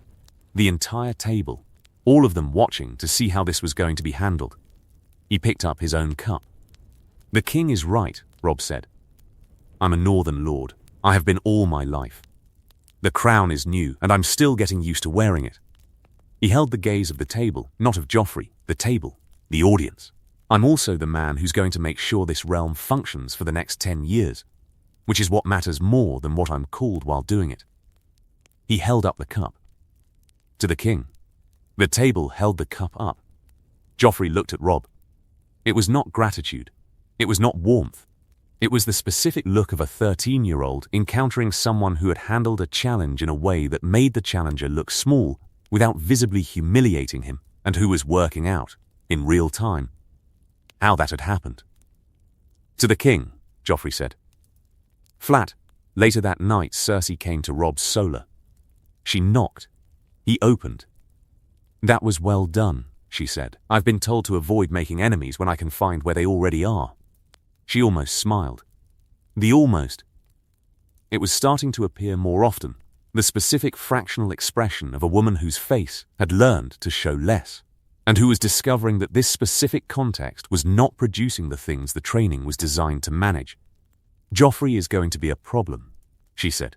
"I know." "Not the way he was tonight. That was manageable. But he is going to look for—" She stopped. "He is angry, and he is young, and he has been powerful, and the specific combination of those things means he will look for something to hit back at." She held Robb's gaze. "He is also, under the anger, afraid. He has been afraid since your army crossed the neck. I have been managing the fear since then. The fear makes him erratic. What helps? Winning things." She looked at the dark window. "Give him things he can win. Small things. Tournaments, contests, decisions that feel significant but that don't affect anything that matters. He needs to feel capable." "That's good parenting advice," Robb said. "It's survival," she said. "The same thing, usually." She left. He stood in the solar for a while. He thought, "She's starting to trust me." He thought, "Not much, not fast, but starting." He thought, "That's something." Karstark. The Lord Who Wouldn't. 299 AC. Lord Rickard Karstark did not stay. He left the camp before the journey south began, 3 days after the declaration in the War Council, with 200 of his men and the specific, abrupt departure of a man who had made a decision and who was implementing it without discussion, because the discussion was something he had already lost. Robb let him go. This surprised the Blackfish. "You're letting him go," the Blackfish said. "He's going regardless," Robb said. "Do you want me to stop him with force?" The North remembers men who leave in the middle of a campaign. Karstark has a right to his grief. His sons died in this war. I can't give him back his sons. I can give him the end of the war, which protects the sons he has left. He held the Blackfish's gaze. I'm not going to chain him to an outcome he finds offensive. He'll cause problems in the North. He'll cause problems with other Northerners who feel the same way he does. There are more of them than you think. The marriage is going to be not popular in the North. I know that. I accepted it, knowing that. The Blackfish looked at him. You should go to Karstark, Catelyn said. She had been in the corner of the tent, not participating, and now she came forward. Not to argue with him, to acknowledge his sons. I've acknowledged, not in the right way, not specifically. She held her son's gaze. Go to him before he leaves. Not to make him stay. Go to say his sons' names and say why they died, and say that the war they died in is ending because of what they built. Not despite it. She looked at him.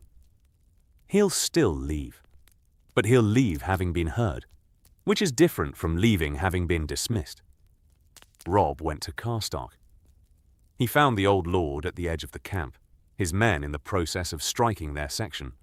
Karstark was supervising, and his face was the face of a man who had decided and who did not want to be talked out of the decision and who was watching for the attempt. Robb said, Your sons died with honor. Karstark stopped.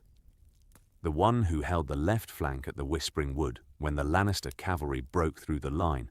He was there when we took Jaime. He fought until the signal came and he held the position. Robb held the gaze. The other, he died at the ford. He was covering the crossing when the Lannister rearguard turned. He bought the crossing. Karstark was still. I know what I'm asking you to accept, Robb said. You're accepting that your sons died for a war that ends with me marrying the woman who sent Jaime Lannister to that field. I know how that feels. He held the gaze. I also know that if I continued the war, and we took Casterly Rock and burned the Westerlands, the sons who died would not come back. The sons who are still alive might. You're asking me to be grateful. I'm asking you to go home and tell your people what your sons built. They built the victory that made the terms possible. Without the battles, without the men who died, there were no terms to offer. Robb held his gaze. The marriage is the settlement. The settlement is what the war produced. Your sons are in that settlement, whether they're alive to see it or not. Karstark was quiet for a long time. My sons are dead, he said. Yes. Robb held the gaze. I'm sorry. Sorry doesn't bring them back. No, it doesn't. He held the gaze. Go home, my lord. I'm not asking you to attend the wedding. I'm asking you to go home and survive this, and let it settle and come back to court when you can look at it without the grief overwhelming everything else. He paused. The North needs its lords present. All of them. Karstark looked at him. He said, I'll come to court. In a year. He held the gaze. A year is what I need. Take 2 if you need them, Robb said. Karstark left. He took his men north. He was angry. He remained angry for some time. But the specific conversation had done what Catelyn had said it would do. He left having been heard, and the hearing meant that the anger did not calcify into the kind of permanent resentment that produced betrayal. He came back to court in 14 months. He never stopped being angry about the marriage. He never forgot Robb saying his sons' names. Those 2 things coexisted for the rest of his life, which was the Karstark nature, and which was, under the circumstances, the best outcome available. The Walder Frey problem. 299 kayo maiksikim. Walder Frey's letter arrived on a Thursday. Robb read it at breakfast and set it next to his plate, and finished eating before picking it up again. The letter was not long. Walder Frey did not write long letters. He wrote specific letters, the precise communication of a man who had spent 90 years on a river crossing and who understood that the specific thing you said mattered more than the volume. The letter said, Lord Stark, you broke your oath. The crossing was for a marriage. The marriage did not happen. I am owed. If what I am owed is not paid in the form of marriages for my daughters and granddaughters to lords of appropriate standing, what I am owed will be paid in other currency. An old man understands currency better than kings. The Blackfish, who had read it over Robb's shoulder, said, He means war. He means leverage, Robb said. They're different things. From Walder Frey, they're the same thing. Cersei, across the breakfast table, said, What did you promise him? A marriage. My marriage, specifically, to one of his daughters or granddaughters. Robb looked at her. In exchange for the river crossing. And you married me instead. I married you instead. He held her gaze. This is not a surprise problem. I knew it was coming. I've been working on... You haven't told him anything yet, Cersei said. It was not quite accusatory. It was observational in the way that observations were sometimes more damning than accusations. I've been handling the city. You've been avoiding it because old men who feel slighted are unpleasant to manage, and you hoped it would become less urgent. She held his gaze. It has not become less urgent. I know. What do you offer him? She asked. He wants marriages. The marriages he wants are into your family, or into the high lordly houses, because those are the ones that give him what he's actually buying, which is social position. What have you got? Robb looked at the table. I have Sansa, he said. Silence. She's 12, Catelyn said. She had come in from the window where she'd been standing, which was her way of inserting herself into conversations she'd been observing. She came in at the point where the conversation was about to produce something she needed to be present to counter. I'm not proposing to marry her to Walder Frey himself, Robb said. He has grandsons, young ones. In 5 years. She just came home, Catelyn said. I know, I'm not. The proposal isn't immediate. It's the offer of a future arrangement. Something he can claim to his people as having received in exchange for the crossing. He looked at his mother. I can't give him what I promised him, because what I promised him is married to someone else. I can give him the second best thing, which is the prospect. You'll ask Sansa. She doesn't get a choice, legally, but I will ask her. She deserves to be told. He held his mother's gaze.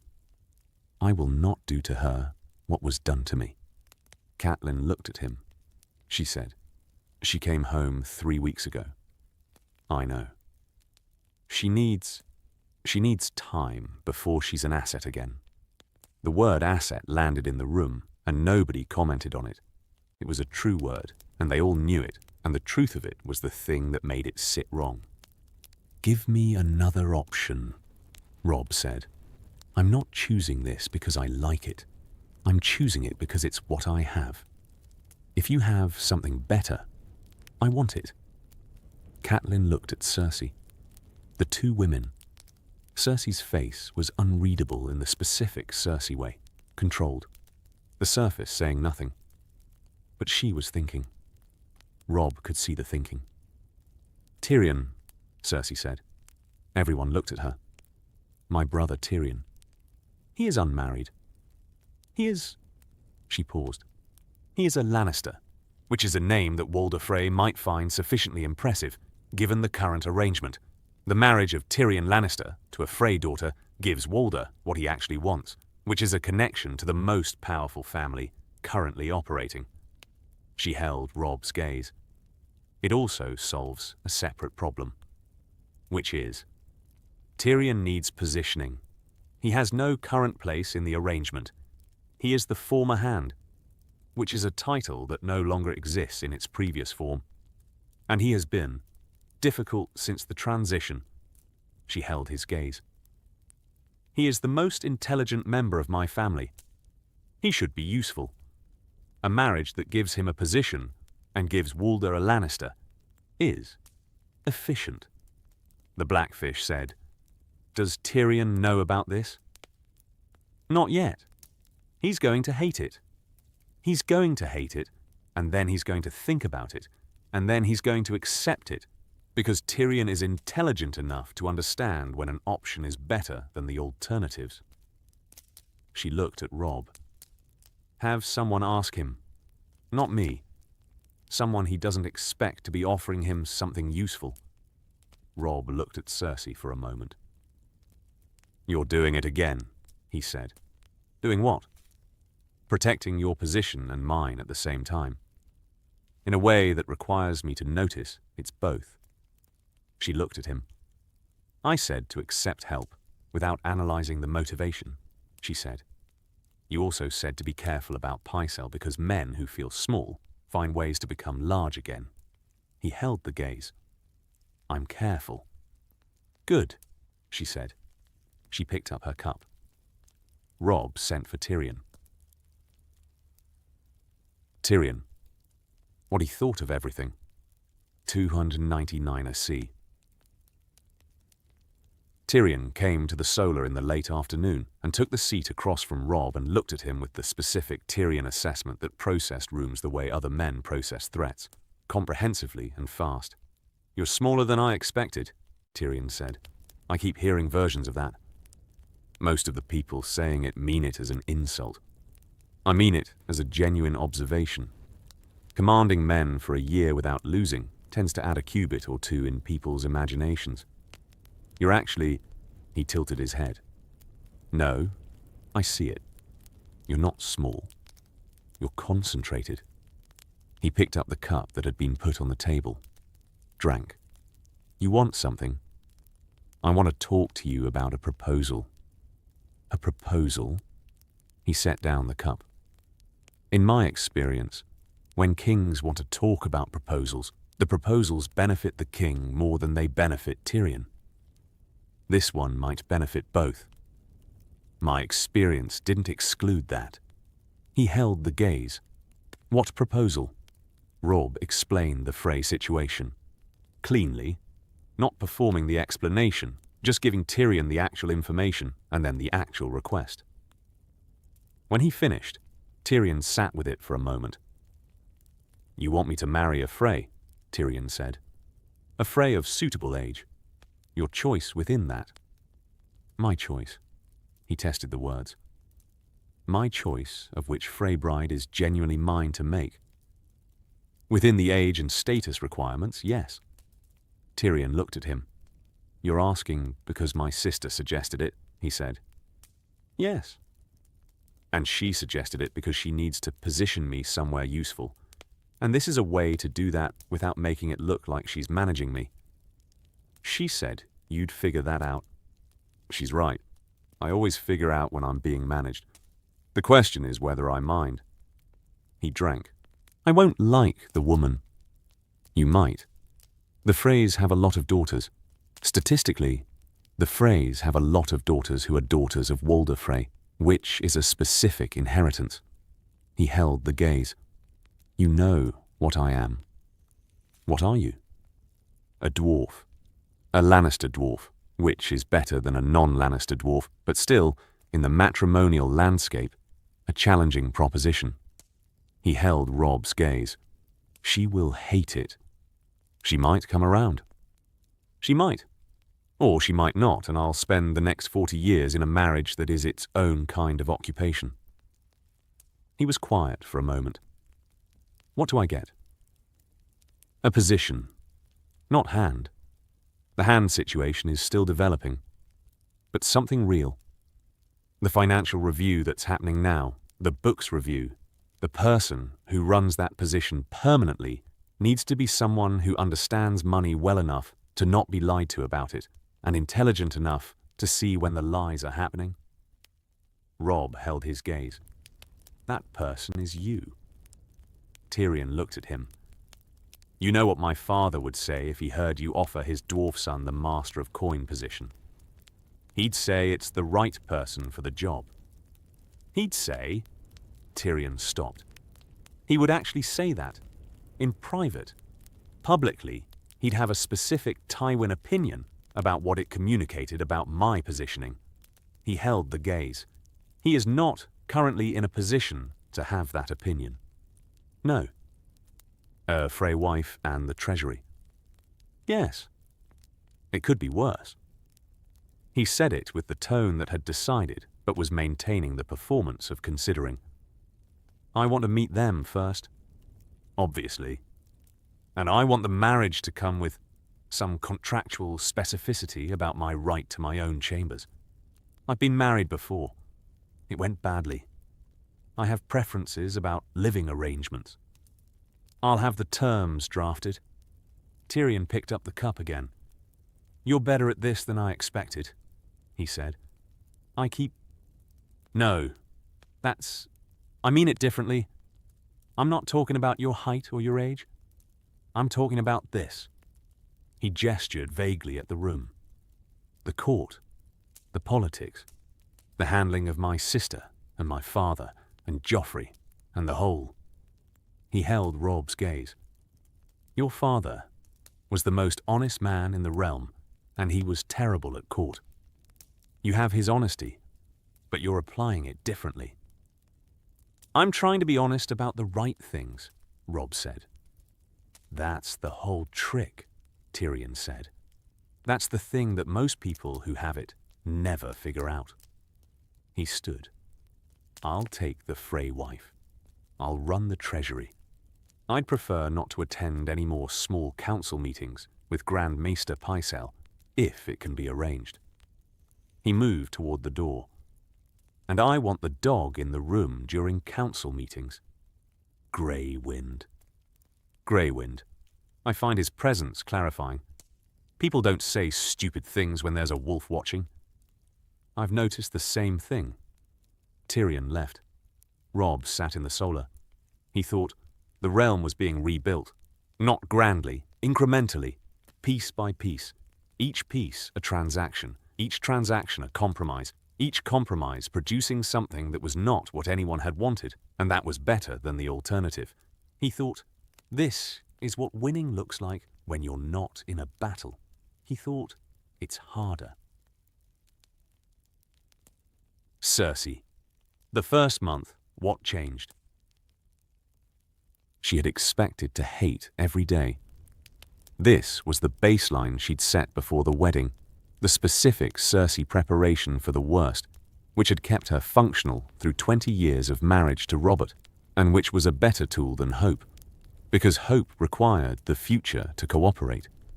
She had expected to get through the days and to spend the nights either enduring or managing, and to find the space between those things too small for anything else. The days were not as she expected. Not good. She was not going to use good. But not the endless grey endurance she'd anticipated. There was work. There was always work. She had been running the court since Robert's death, and the work hadn't stopped, because the person running it with her had changed. But Robb engaged with the work in a specific way that was different from anything she'd experienced in a court context. He asked questions. Not the questions that men at court usually asked, which were questions designed to communicate knowledge while appearing to seek it. Questions that wanted answers. He would read a report and come to her with, I don't understand this section about the SEP tax arrangement. Can you explain why it exists? And she would explain, and he would listen and ask follow-up questions that showed he'd heard the first answer, and he was building on it. And then he'd go away and come back with a proposed change that was sometimes right and sometimes wrong, and that she told him directly when it was wrong. He responded to being told he was wrong by revising, not defensively, by revising. She could not find a precedent for this in her experience of men in power. Men in power were told they were wrong, and they produced reasons why they weren't, or they dismissed the information, or they became angry. Robb became quieter, the working through kind of quiet, and then he'd come back with the revised version, and the revised version was almost always better. She was instructing him, she realized in the third week.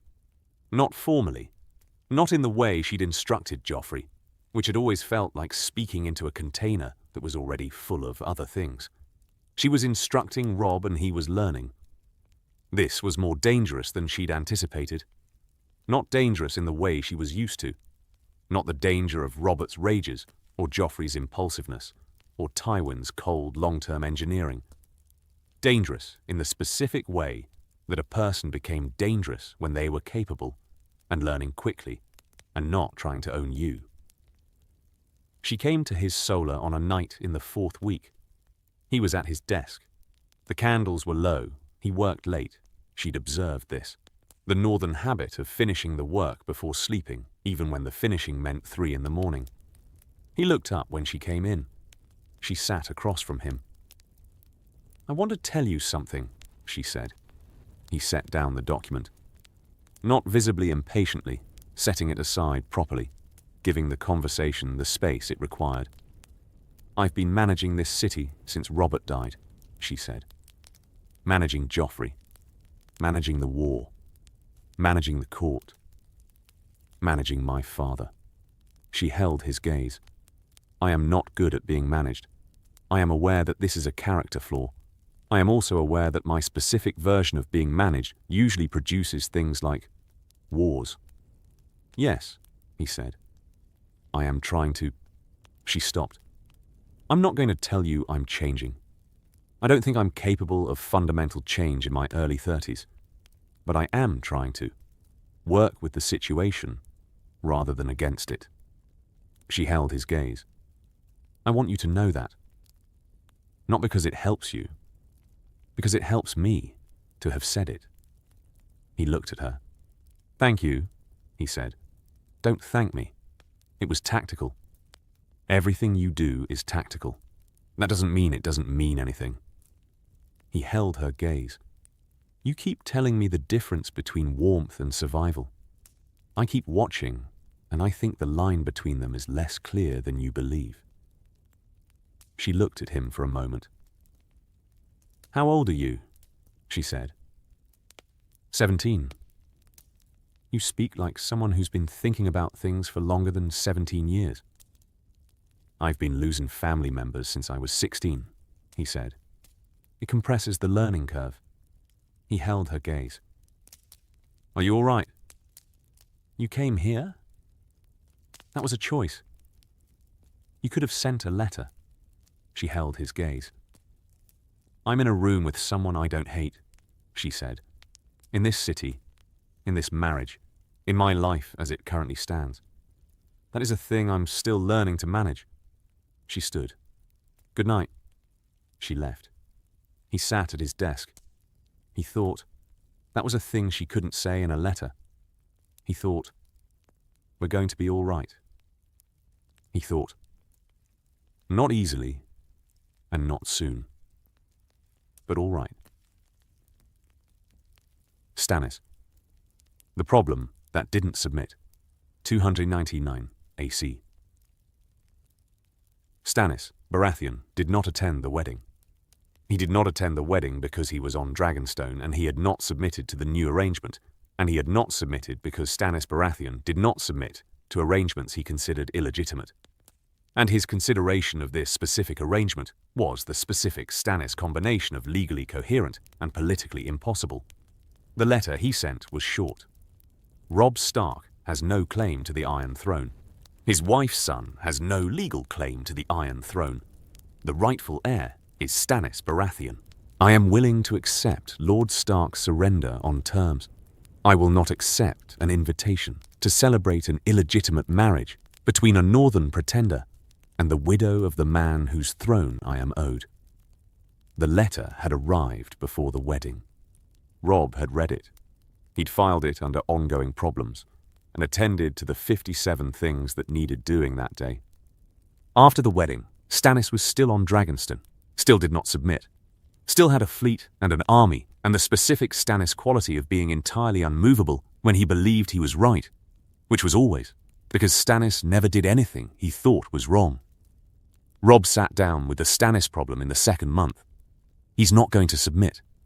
The Blackfish said, "I know, he'll sit on Dragonstone for years if he has to. I know that too." Robb looked at the map, at Dragonstone, the island off the coast, the Targaryen fortress, the specific position that was defensible and that could be supplied from the sea, and that was, in military terms, a siege that would take 6 months minimum, and that would produce exactly the kind of continued conflict that the marriage was designed to end. What does Stannis actually want? Silence, not the throne, Robb said. I mean, he wants the throne. But what does he want that the throne represents? What is the throne to Stannis? The Blackfish considered. Acknowledgement, right? Robb held the gaze.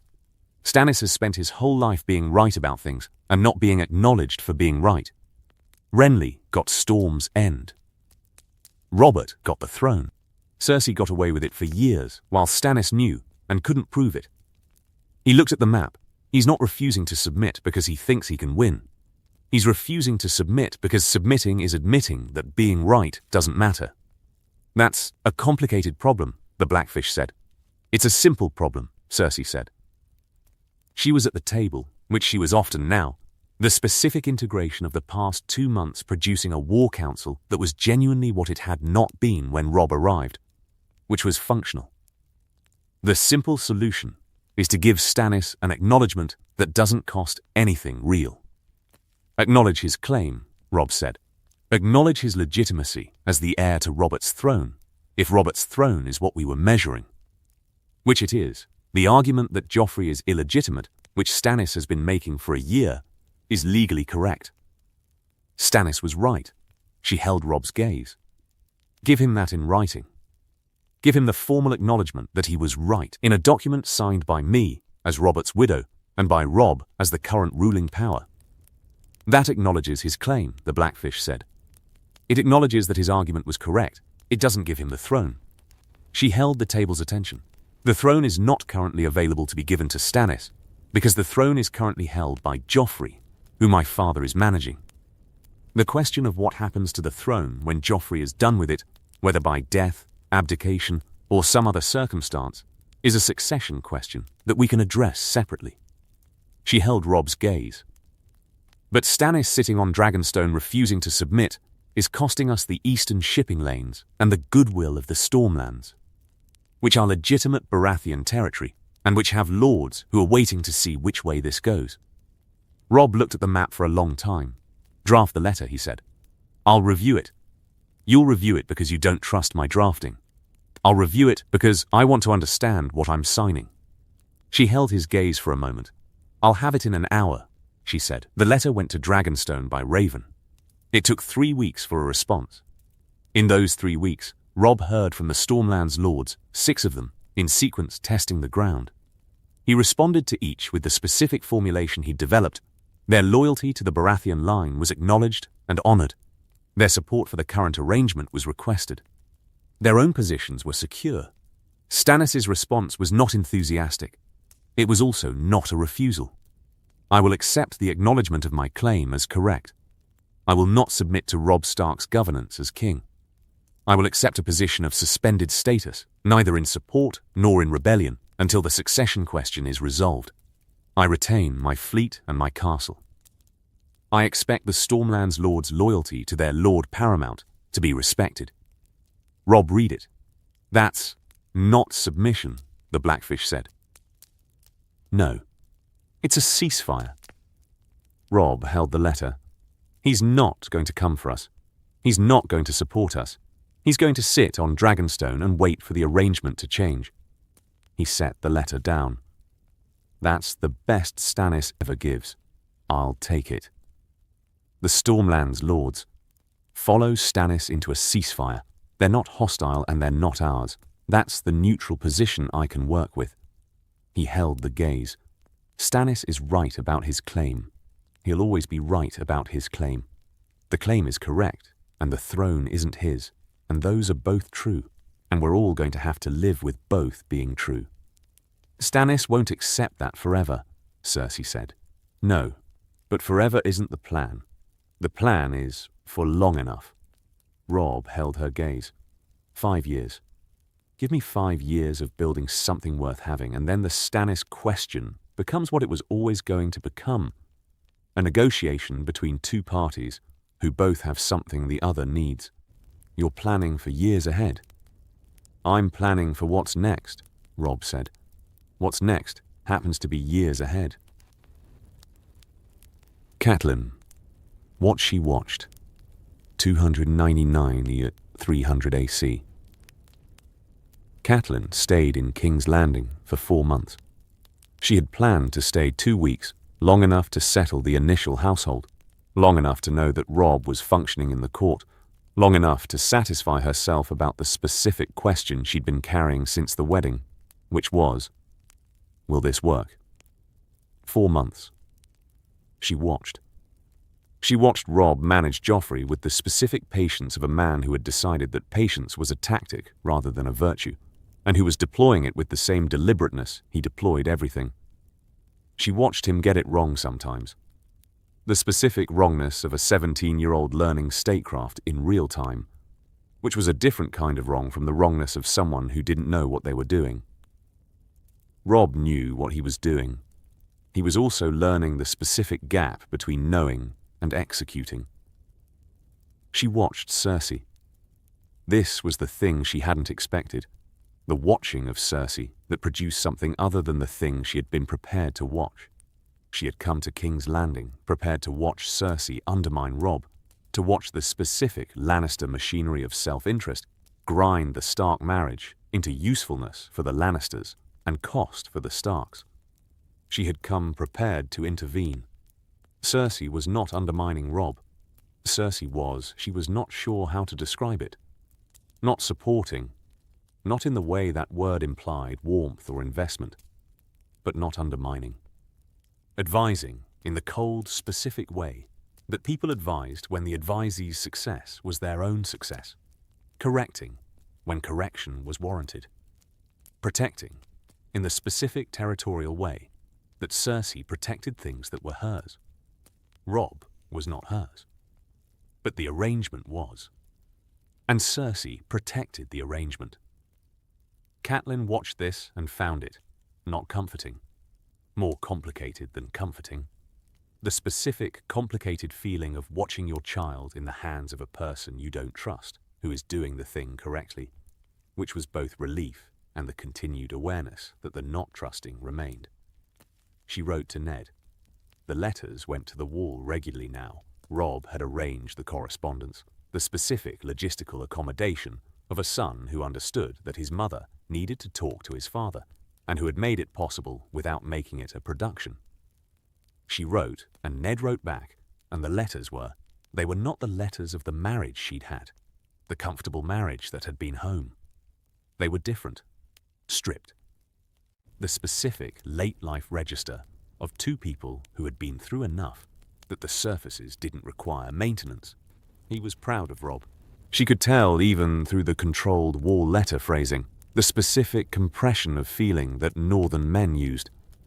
He was proud and he was worried, and the worried was the thing he communicated most clearly, which was the Ned thing, the ability to be terrified for people he loved, and to express it only through the specific, blunt language of, be careful.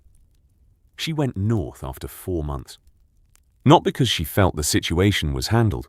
She wasn't sure it would ever be handled, in the specific sense of finished, but because the situation was being managed, and the managing was not something she could do better than the people already doing it. And because Winterfell was being rebuilt, and Bran was in it, and the specific North was being managed without her, and the North needed its lady back. She went to Robb Solar the morning she left. He was at his desk. Always at his desk. "I'm going north," she said. "I know." He looked up. "I thought it would be sooner." "I stayed to make sure." She held his gaze. "I'm not sure. Not completely, but more sure than I was." She looked at him. Her son, 17 years old. King of the 7 kingdoms in practice, if not entirely in name, husband to Cersei Lannister, the man who had won a war and was now in the specific, harder work of winning the peace. "You're doing well." "I'm doing better than badly," he said. "That's the same thing at this stage." He stood.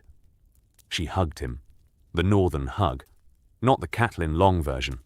The controlled press that communicated everything and showed nothing, and that was its own kind of love. "Keep writing," she said.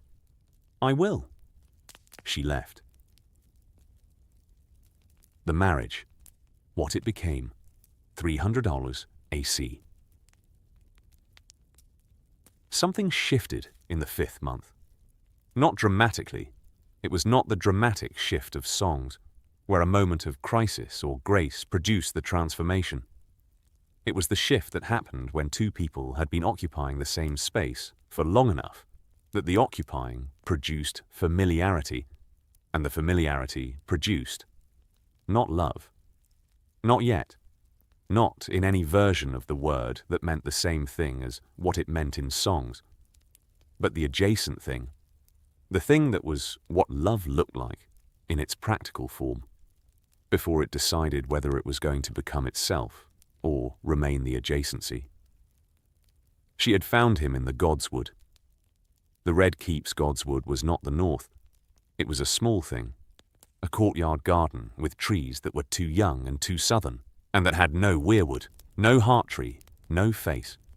But Robb had been coming here in the early mornings, and she had known this and had not asked, because the private practice of faith was not something she interfered with in others, having spent enough years having her own interfered with. She came because she'd had a nightmare, the specific Cersei nightmare that was about Joffrey, about the specific version of Joffrey who came in dreams as the worst version of himself, the version she managed in waking hours, and that existed unchecked while she slept.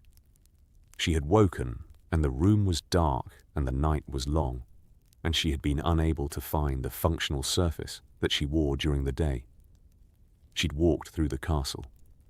She'd found him in the Godswood. He was sitting on a stone by the pale trees that were not quite weirwoods, in the pre-dawn, in the cold. He heard her come and looked up without surprise. the grey Stark eyes in the dark, accustomed to it. "You're up early," he said. "I couldn't sleep." She sat on the other stone. The stones were cold. She wrapped her cloak tighter. "Is this a religious thing? Praying to the old gods?" "It's a quiet thing," he said. "In the city there's always noise. In here it's less." "You miss home." "I miss the silence of it." He held the dark. "The wall is worse.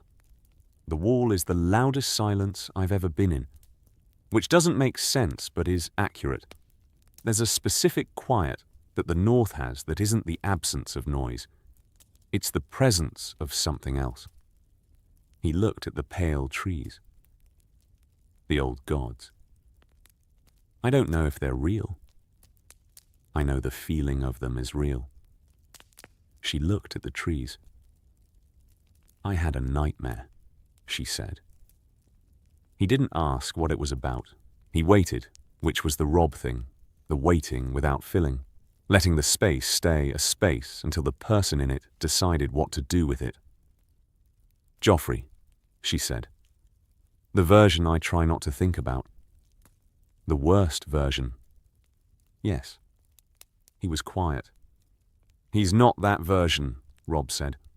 "Not entirely. He's been managed badly for a long time.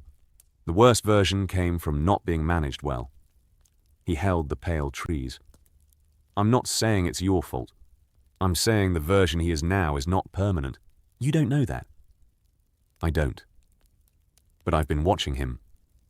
And the thing I keep noticing is that he responds to being seen. Not praised, seen. When I treat him like he's capable of something, he tries to be capable of it."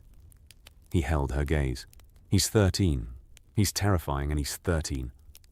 Those are different problems." She looked at him. In the pale, pre-dawn light, in the cold godswood, he looked young. He was young. She kept forgetting how young he was because his manner was not the manner of young. And then moments like this arrived, and the 17 years were visible.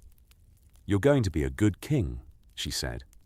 "I'm going to be a better king than I currently am," he said. "That's the best I'll commit to." She almost smiled. She did smile. It was brief. The Cersei smile. The one that existed, and then was managed, and then was gone. But it had existed. He saw it. He did not comment on it. He understood by now that commenting on the unguarded moments was the way to make them stop happening. He let it pass. She stayed in the godswood. They sat in the cold until the light came up. Sansa. The court she already knew. 219, 300 AC. Sansa came south 6 months after coming home. Not because she wanted to, because Robb had sent for her with the specific, careful letter that said he needed someone in his court who understood it and that offered her the choice without framing it as anything other than a choice. She came because the choice was real, and because the court was a thing she knew how to do, and because staying at Winterfell with the specific, anxious inactivity of a girl who knew more than she was using felt wrong in a way that going south felt less. King's Landing was the same city. She had known it would be, and she had prepared for it to be, and she had been wrong about the preparation, which was not the same as the city being wrong. The city was exactly what she remembered. The smell, the heat, the specific press of too many people in not enough space. What was different was that she was different, which changed the experience of the same city in the same way that rereading a book you'd read as a child changed the reading. She knew the court, not in the way she had known it at 11, the performing, the carefully maintained surface of a girl who was learning the court's language and who was always half a step behind the conversation. She knew it now in the post-survival way. She knew which lords were calculating and which were operating on principle and which were operating on grief. She knew how information moved and which servants were honest and which were assets and which were liabilities. She knew Cersei. Cersei was She watched Cersei with the specific watching of someone who had studied her for a year from the worst possible angle, and who was now watching from a better one. Cersei with Robb was not Cersei with Joffrey. Not fundamentally different. She was the same person, the same capabilities, and the same specific combination of intelligence and paranoia that made her both effective and dangerous. But the parameters were different. She came to Robb's solar on her second day.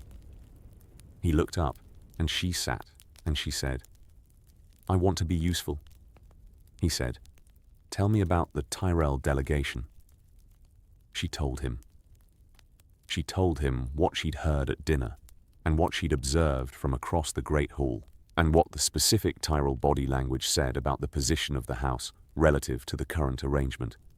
She told him which of the Tyrell men were being more attentive than their stated purposes required, and what that attentiveness suggested about Highgarden's investment in the outcome. Robb listened. When she finished, he said, "The Tyrells are positioning for a marriage." "Yes." "Into the family. Not Cersei. She's spoken for. Joffrey. Joffrey is 13, and the Tyrells believe in a political advantage that lasts more than 3 years. They'll wait for Tommen, who will be easier to manage, and who comes with fewer," she paused, "fewer of Joffrey's qualities." Robb held her gaze. "You've been doing this since you got home," he said. "I've been thinking about it since I got home. It's what I know how to do." She held his gaze. "I was in Joffrey's court for a year. I couldn't fight. I couldn't run. I watched, and I listened, and I survived." She paused. "I don't want to watch and listen for the rest of my life without the watching and listening producing anything." "It's producing things now," Robb said. "I want it to produce things on purpose." She held his gaze. "Give me something real. Not a courtesy position. Something that uses what I actually know." He looked at her. She was 12. She had been at a hostile court for a year at 11 and 12. She was speaking about political strategy with the flat precision of someone who had learned it the hard way. "The small council meetings," Robb said. "You'll attend them. Women don't sit the small council. I need someone in the room who can tell me what people are actually doing, as opposed to what they say they're doing, and who isn't already a party to whatever they're doing." He held her gaze. "You're not on the council. You're in the room. There's a difference that will matter to the people on the council." She held his gaze. "Yes," she said. She attended the council. She sat in the corner and said nothing for the first 2 meetings, and everything useful about the third one in the corridor afterward. And by the 4th meeting, Robb was asking her questions during the session, and the council members were trying to figure out when the Lord Stark's 12-year-old sister had become someone whose opinions were solicited in open council. And the figuring out was itself useful, because people who were figuring out a thing were less focused on the thing they were originally planning. Tywin, what the old lion calculated, 300 AC. Tywin came to King's Landing for the 2nd time in the 6th month. The first visit had been the wedding and its immediate aftermath, the specific Tywin presence that was observer in principle and manager in practice, the gravitational influence of a man who arranged things by being in proximity to them. He had gone back to Casterly Rock after 2 weeks. He came back in the 6th month because the arrangement had survived longer than he'd expected, and the surviving required reassessment. He met Robb in the small council chamber. Not privately. Tyrion was there, and Cersei, and the Blackfish. Tywin had requested a full meeting rather than a one-on-one, which was the Tywin method of conducting assessments. He gathered the full picture before deciding what to do with it. "The audit is complete," Tyrion said. He placed the document on the table. The full Baelish accounting. Tywin picked it up. Read it. Set it down. His face communicated nothing, while his eyes communicated that the information was worse than what he'd been told, and that the worse was being filed. He was building instability deliberately, Tywin said. Yes, Tyrion said. For years. The earliest documented irregularity is 7 years ago. The system was in place before that. Tywin held the document for a moment. I knew he was ambitious, Tywin said. I didn't know he was structural about it. He was structural about everything, Cersei said. He was structural about my marriage. He was structural about your son's arrest. He was structural about... She stopped. He was building a machine. Every crisis was a component. Tywin held the document. He looked at Robb. The exile is clean, he asked. The trial produced banishment, Robb said. He's in Essos. Whether he comes back is between him and the specific difficulty of the journey. He'll come back. Maybe. In 10 years, when the specific leverage he was holding has expired. He held Tywin's gaze. By then, the arrangement will be more established. You're confident. I'm not confident. I'm committed. He held the gaze. Confidence is for situations where the outcome is predictable. This isn't predictable. What it is, what we can make it, is stable. Stable and predictable are different. Tywin looked at his daughter. Cersei held his gaze with the specific expression she had when she was in a room with her father and performing the version of herself that he understood while being the other version. He's managing it, Tywin said to her. I know. Better than I expected. I told you, she said. You told me he was intelligent. I inferred the rest. Tywin held Robb's gaze. The hand position. The Blackfish is. I've read his record. He's a Tully. He has Tully qualities, which are operational rather than strategic. He runs things, Robb said, which is what the hand is for. The hand is for governing, Tywin said. Governing requires both operational and strategic capability. Then advise him, Robb said. Tywin looked at him. I'm not inviting you to the small council, Robb said. Your presence in the council produces the political problem that your presence produces, which is every Northern Lord questioning whether the arrangement is a Lannister capture in a Stark frame. He held the gaze. But you advise the council through the Blackfish, and through Cersei, and through Tyrion, which you've been doing since the wedding. I'm asking you to keep doing it. Tywin held his gaze. You're making use of me without acknowledging the use, Tywin said. You're making use of me without acknowledging the use, Robb said. I'm 17, and I've won 3 wars, and I'm managing your family's political crisis. You're managing me in the direction of the Lannister position. We're both doing it. I'm suggesting we be clear about it in private. Tywin looked at him for a long time. The throne room, the small council, the specific geography of power that Tywin had been shaping for 40 years and that was currently being shaped by a teenager from Winterfell who had grown up in it for 8 months and who had mapped it with the specific, hungry attention of a man who had arrived with insufficient knowledge and who had decided that insufficient was temporary. You have your mother's mind, Tywin said. I keep being told that. It's not an insult. I know. He held the gaze. The arrangement works if we both commit to it working. Neither of us wants the alternative. I'll work with you in the specific way that the arrangement requires. I'll also tell you when I think you're wrong. I'm rarely wrong. You were wrong about the Blackwater, Robb said. The arithmetic you gave my campaign about the fleet dispositions was based on intelligence that proved to be incomplete. I know. I'm not blaming you.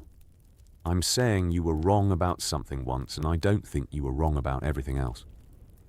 And the combination means I can work with your counsel, because your counsel is usually right. And I'll tell you when it isn't. He held the gaze. Can you work with that? A long moment.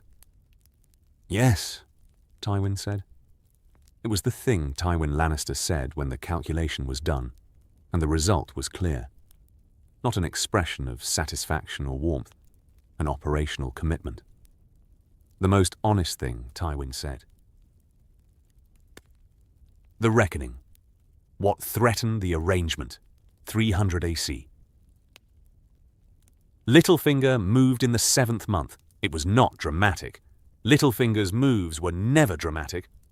They were the moves of a man who operated through other people and whose methods were visible only after the fact, when the damage was done, and the hand that had arranged it was already holding a different card. The specific move was this: a letter sent to Joffrey from a source Robb had not identified, containing a copy of a document that had been in the council archives. The document was the lineage book, the book Jon Arryn had been studying, the book that showed the Baratheon bloodline. The letter accompanying the document said, "The man your mother married is not what he claims to be. Ask him about the Lannister children. Ask your mother about your father." Joffrey was 13. He came to the throne room with the letter and the book and the specific 13-year-old energy of someone who has been handed a weapon they don't fully understand and who intends to use it anyway. The throne room had the court in it when Joffrey arrived. He had not timed his arrival for privacy. This was either his anger or his inexperience, or the deliberate decision of whoever had sent the letter, who had known that a 13-year-old boy with a grievance would go directly to the most public space available. "Lord Stark," Joffrey said. Robb, who was at the foot of the dais, looked up from a conversation with Sir Adam Marbrand.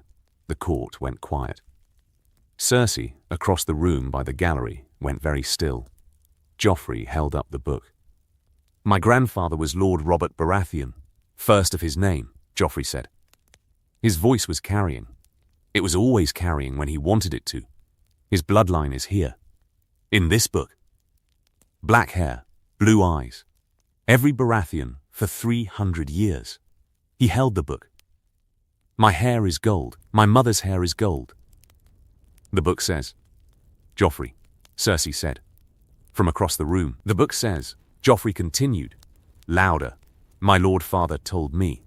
He told me he was my father. He told me I was his son. And you," he looked at Robb, "you know this. You've known this since your father died. The secret he died for. That's what you used to negotiate this." He looked around the court. "My mother's children are," Joffrey, Robb's voice. Not loud, not commanding. The specific register that Robb had developed in the months since the wedding for moments that required authority without force. The court went quiet. "This is not the conversation to have in this room," Robb said. He walked toward Joffrey. "Not fast, the measured pace. This is a private matter. Come with me. I won't be managed by," Joffrey. Cersei was moving now. Across the room, the green dress. The controlled composure that was very slightly less controlled than usual. "Come," the court was watching. Robb was 3 feet from Joffrey now. He looked at the boy. At the 13-year-old holding the lineage book with the book shaking slightly in his hands, because the hands were shaking, which the anger was covering, which was what the anger was doing. "The people in this room," Robb said, quietly enough that only Joffrey could hear, "have been calculating their positions for 10 years. Everything that is said in this room in the next 5 minutes will be used by all of them. If you want to talk about this, if you want to know what I know and what is true and what your options are, we can do that. Not here." Joffrey looked at him. "You knew." Joffrey said, "Yes, you married my mother knowing. Yes, why? Come with me, and I'll tell you." A long moment. The court. The silence. The 13-year-old boy with the shaking hands and the lineage book, and the choice between the public confrontation and the private one. Joffrey went with Robb. The court breathed. Cersei came with them. In the room off the corridor, the small room, the antechamber, the kind of room that existed for exactly this. Robb sat across from Joffrey, and told him what he knew. Not all of it. He had discussed with Cersei, months ago, what version of this truth would be available if this moment came. They had both known the moment was coming. They had both known Littlefinger was still there, and still dangerous. What he told Joffrey was, the evidence existed. The lineage book was what it was. The legal question of Joffrey's parentage was a question that had been addressed in the settlement terms, which said, Joffrey's status as king was acknowledged by the parties to the settlement. The settlement superseded the lineage question. He was king because the settlement said he was king. That's a different reason than I thought, Joffrey said. Yes, Robb said. I'm king because you agreed I should be. You're king because the settlement says so, and because I honor the settlement. Joffrey held the lineage book. He looked at his mother. Cersei held his gaze without flinching. Whatever the flinching cost her, it was costing her. He could see that too. The 13-year-old reading his mother's face with the specific intensity of a child who had been reading her face for 13 years and who was good at it. Is it true? Joffrey said. To his mother. She looked at her son. In the room, in private, with only Robb present, Cersei said, what is true is that you are Robert Baratheon's son in every way that mattered to Robert. And you are my son in every way that matters to me. She held his gaze. The rest is a legal argument that people use to take things from us. Joffrey was quiet. He sent me the letter, Joffrey said. Littlefinger, I know it was him. Yes, Cersei said. He wanted me to make a scene in the throne room. Yes, Joffrey looked at the lineage book, at the pages, at the bloodline that went back 300 years in black hair and blue eyes. He put the book on the table. He was going to use me, Joffrey said, to break the arrangement. Yes, Robb said.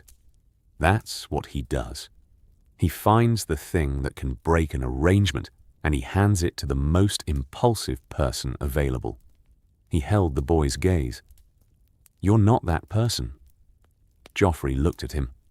You're saying I handled it correctly.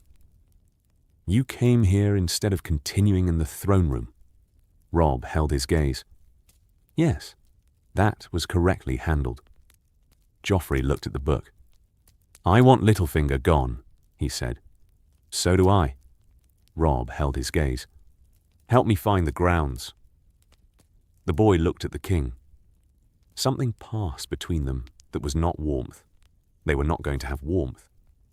This was always going to be the specific, negotiated relationship of two people who had not chosen each other and who needed each other to function. But it was something. The acknowledgement of a shared problem. The first alignment of interest that was chosen, rather than imposed. All right, Joffrey said. It was, all things considered, the most productive thing they'd done together.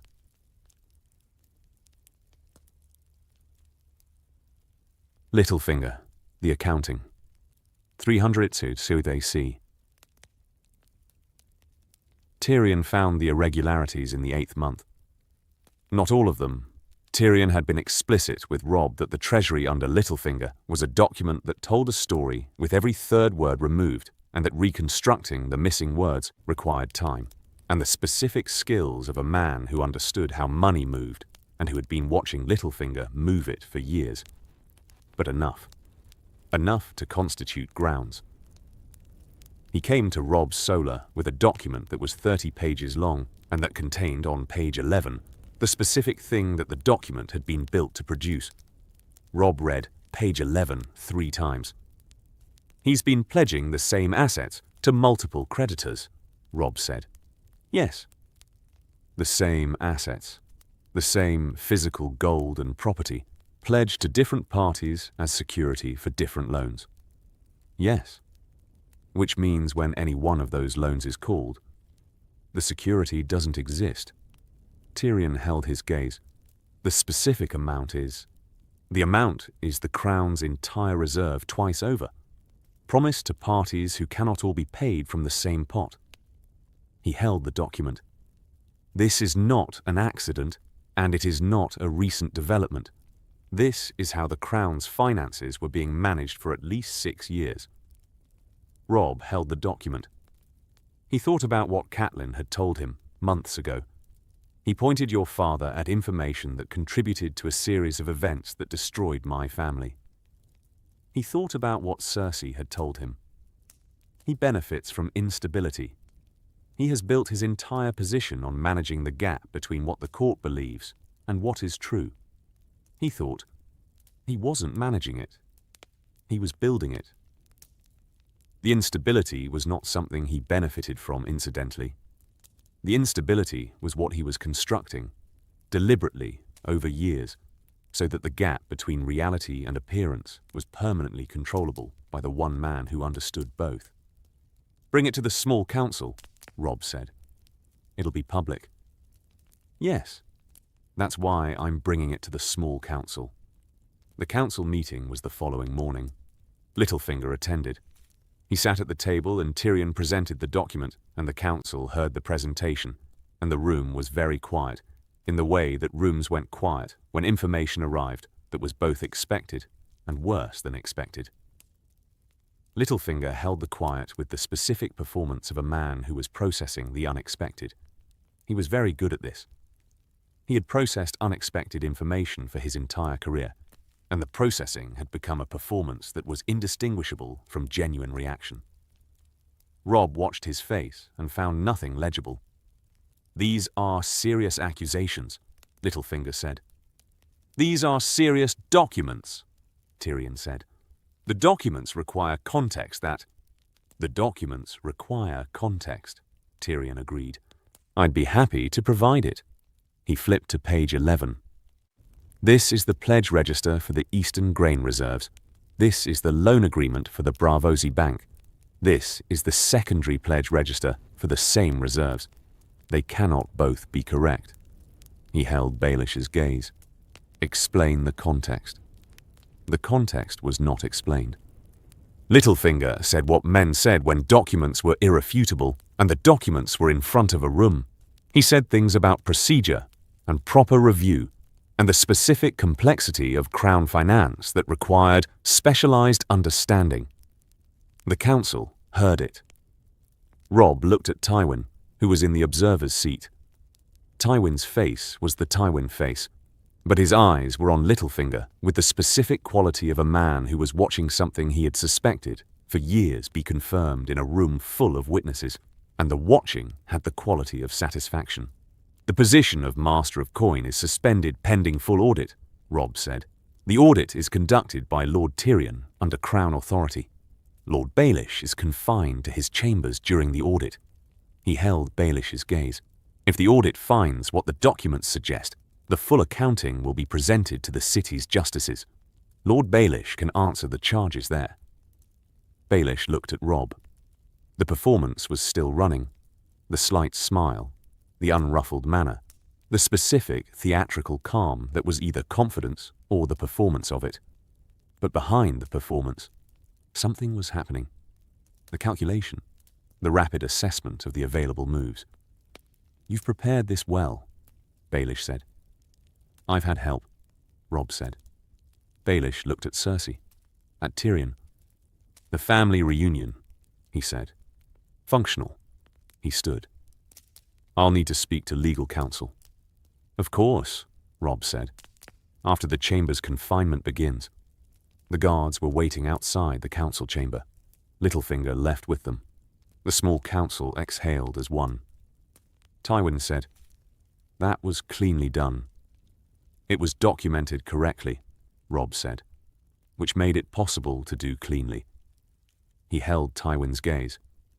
"I want the audit to produce a full picture. Not just the fraud. Every transaction, everything he moved and where it went." He held the gaze. "Including where it went that we don't know about yet. You expect additional problems." "A man who's been doing this for 6 years has built systems," Robb said. "I want to understand the systems before I assume the fraud is the whole of it." Tywin held his gaze for a moment. "You have your mother's mind," Tywin said. "I've been told that before. It's not an insult." "I know." Robb held his gaze. "I'll take it as a compliment." What the realm became. 300 a sea. In the 9th month, the Riverlands lords submitted formally.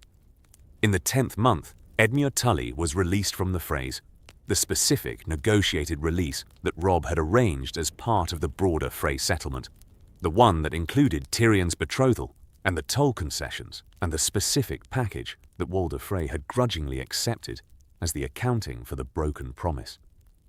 Edmure came home to Riverrun with the specific bearing of a man who had spent time as a guest of the Freys and who found returning to his own castle a specific and concrete pleasure. Tyrion's marriage to Keira Frey was announced in the 11th month. Keira was 19. She was, by the reports of the people who had met her, intelligent and pragmatic and not visibly miserable about the arrangement. Tyrion's assessment, delivered to Robb over supper one evening, was, "She's better than I expected." You expected Walder Frey. I expected a woman shaped by having been raised by Walder Frey, which comes with specific characteristics. She has the characteristics. She also, independently, has a personality, which not everyone who grows up in that castle manages to develop. He drank. It could work. Good. I'm not saying it will work. I'm saying it has the structural elements that working requires. He held Robb's gaze, which is more than I've had before. The Iron Islands were the ongoing complication. Balon Greyjoy had declared himself king of the Iron Islands during the war and had sent his fleet raiding the North's coast while Robb was in the Westerlands and the North was managing with what it had. The raids had been brutal, specific northern villages, the coastal holdings, the particular cruelty of attacks on places that were defended by the old and the young, because the fighting age had gone south. Robb received this as the specific thing that it was, which was a problem he had been deferring. He had been deferring it because the war had been first, and then King's Landing had been first, and then Stannis and Littlefinger and the Frey settlement, and he had known the Iron Islands were building towards something that would need addressing, and he had not had the spare capacity. The spare capacity arrived in the 10th month when the remaining pressing problems had been not solved, but stabilized. He sat down with the Blackfish and Cersei and Tyrion and the map of the Iron Islands. Balon won't negotiate, the Blackfish said. I know. He never has. He tried it once with Robert, and Robert beat him, and he submitted, and then spent 10 years waiting for the chance to try again. He held Robb's gaze. He will go to his grave as the Kraken King before he bends the knee to a northern lord who married a Lannister woman. Then he goes to his grave, Cersei said. The question is how he gets there. Robb looked at the map. The Iron Islands were islands. Islands required fleets. The Lannister fleet was. It had been rebuilt after the war at Tyrion's insistence and Robb's authority. Not a massive fleet, but a functional one. The Mallister ships from Seaguard. The Arbor fleet, which the Tyrells had made available as part of their own positioning. It doesn't have to be a military operation, Tyrion said. Or not only a military operation. The Ironborn economy depends on raiding. If the raiding stops producing results, if the coast is defended well enough that raiding becomes expensive rather than profitable, the economic pressure on Balon's position builds from inside. His captains start questioning whether the king is providing what the king is supposed to provide, Robb said, which is the prize.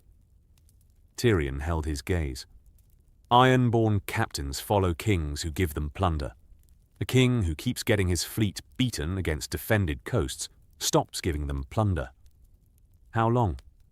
2 years? 3? It depends on how effectively the coast is garrisoned. Robb held the map. The North's coast being garrisoned, he said, is a benefit I would receive personally, which means the argument that this is a Crown problem rather than a Stark problem is going to be made by everyone who doesn't benefit from Northern Coast defense. Everything about this arrangement involves you managing the difference between your Stark interests and your Crown interests, Cersei said. She held his gaze. That's what being king is. Specifically that. Every day. I know. He held the map. We garrison the coast. Crown resources, which means Lannister contributions and Tyrell contributions and North contributions in proportion. I'll manage the argument. He looked at the assembled table. And I'll send a letter to Balon Greyjoy telling him what the next 3 years look like if he continues the raids. He already knows. But the telling matters. It creates a record of the offer being made before the consequences arrive. He'll refuse, the Blackfish said. He'll refuse. And then the consequences arrive, and he'll have been told they were coming, which makes the consequences legitimate rather than punitive. Robb held the gaze. I'm not interested in punishment. I'm interested in governance. Most of the difference is timing, Tyrion said. Most of it, Robb agreed. What if Robb Stark married Cersei and ended the war? He did it on paper first. Before the ceremony, before the altar, before the grey and gold compromise doublet that a Lannister tailor made look effortless. He did it in a farmhouse 3 miles from Lannisport, where the negotiating table was a farmer's table, and the terms were drafted in the smell of old bread and salt wind off the sea. He did it because the arithmetic said to, and because his mother showed him the arithmetic, and because ending the war and winning it were not the same thing, and the winning required what came after. What came after was hard. Not hard in the battle way, which was the hard that Robb understood from 16 years of Stark upbringing and a year of Riverlands campaigns. Hard in the specific governing way, which was harder, because it didn't end. Battles ended. The throne room never ended. The small council never ended. Joffrey was always going to be Joffrey, and Tywin was always going to be calculating, and Littlefinger was always going to be building something under the floor of whatever arrangement was currently standing. Cersei was complicated. She was the most complicated thing about the whole arrangement, which was saying something. She had arrived in the marriage with a lifetime of reasons to destroy it, and she had not destroyed it. Not because she was good. She was not good in the simple sense. She was never going to be good in the simple sense. But because she was intelligent enough to see that the arrangement was better than the alternative, and because something in the specific way the marriage operated was different enough from what she'd expected that the dismantling of it was not the reflex it would have been. The godswood. The pre-dawn cold. The pale trees that were not weirwoods and that were better than nothing. The conversations that happened there. Honest ones.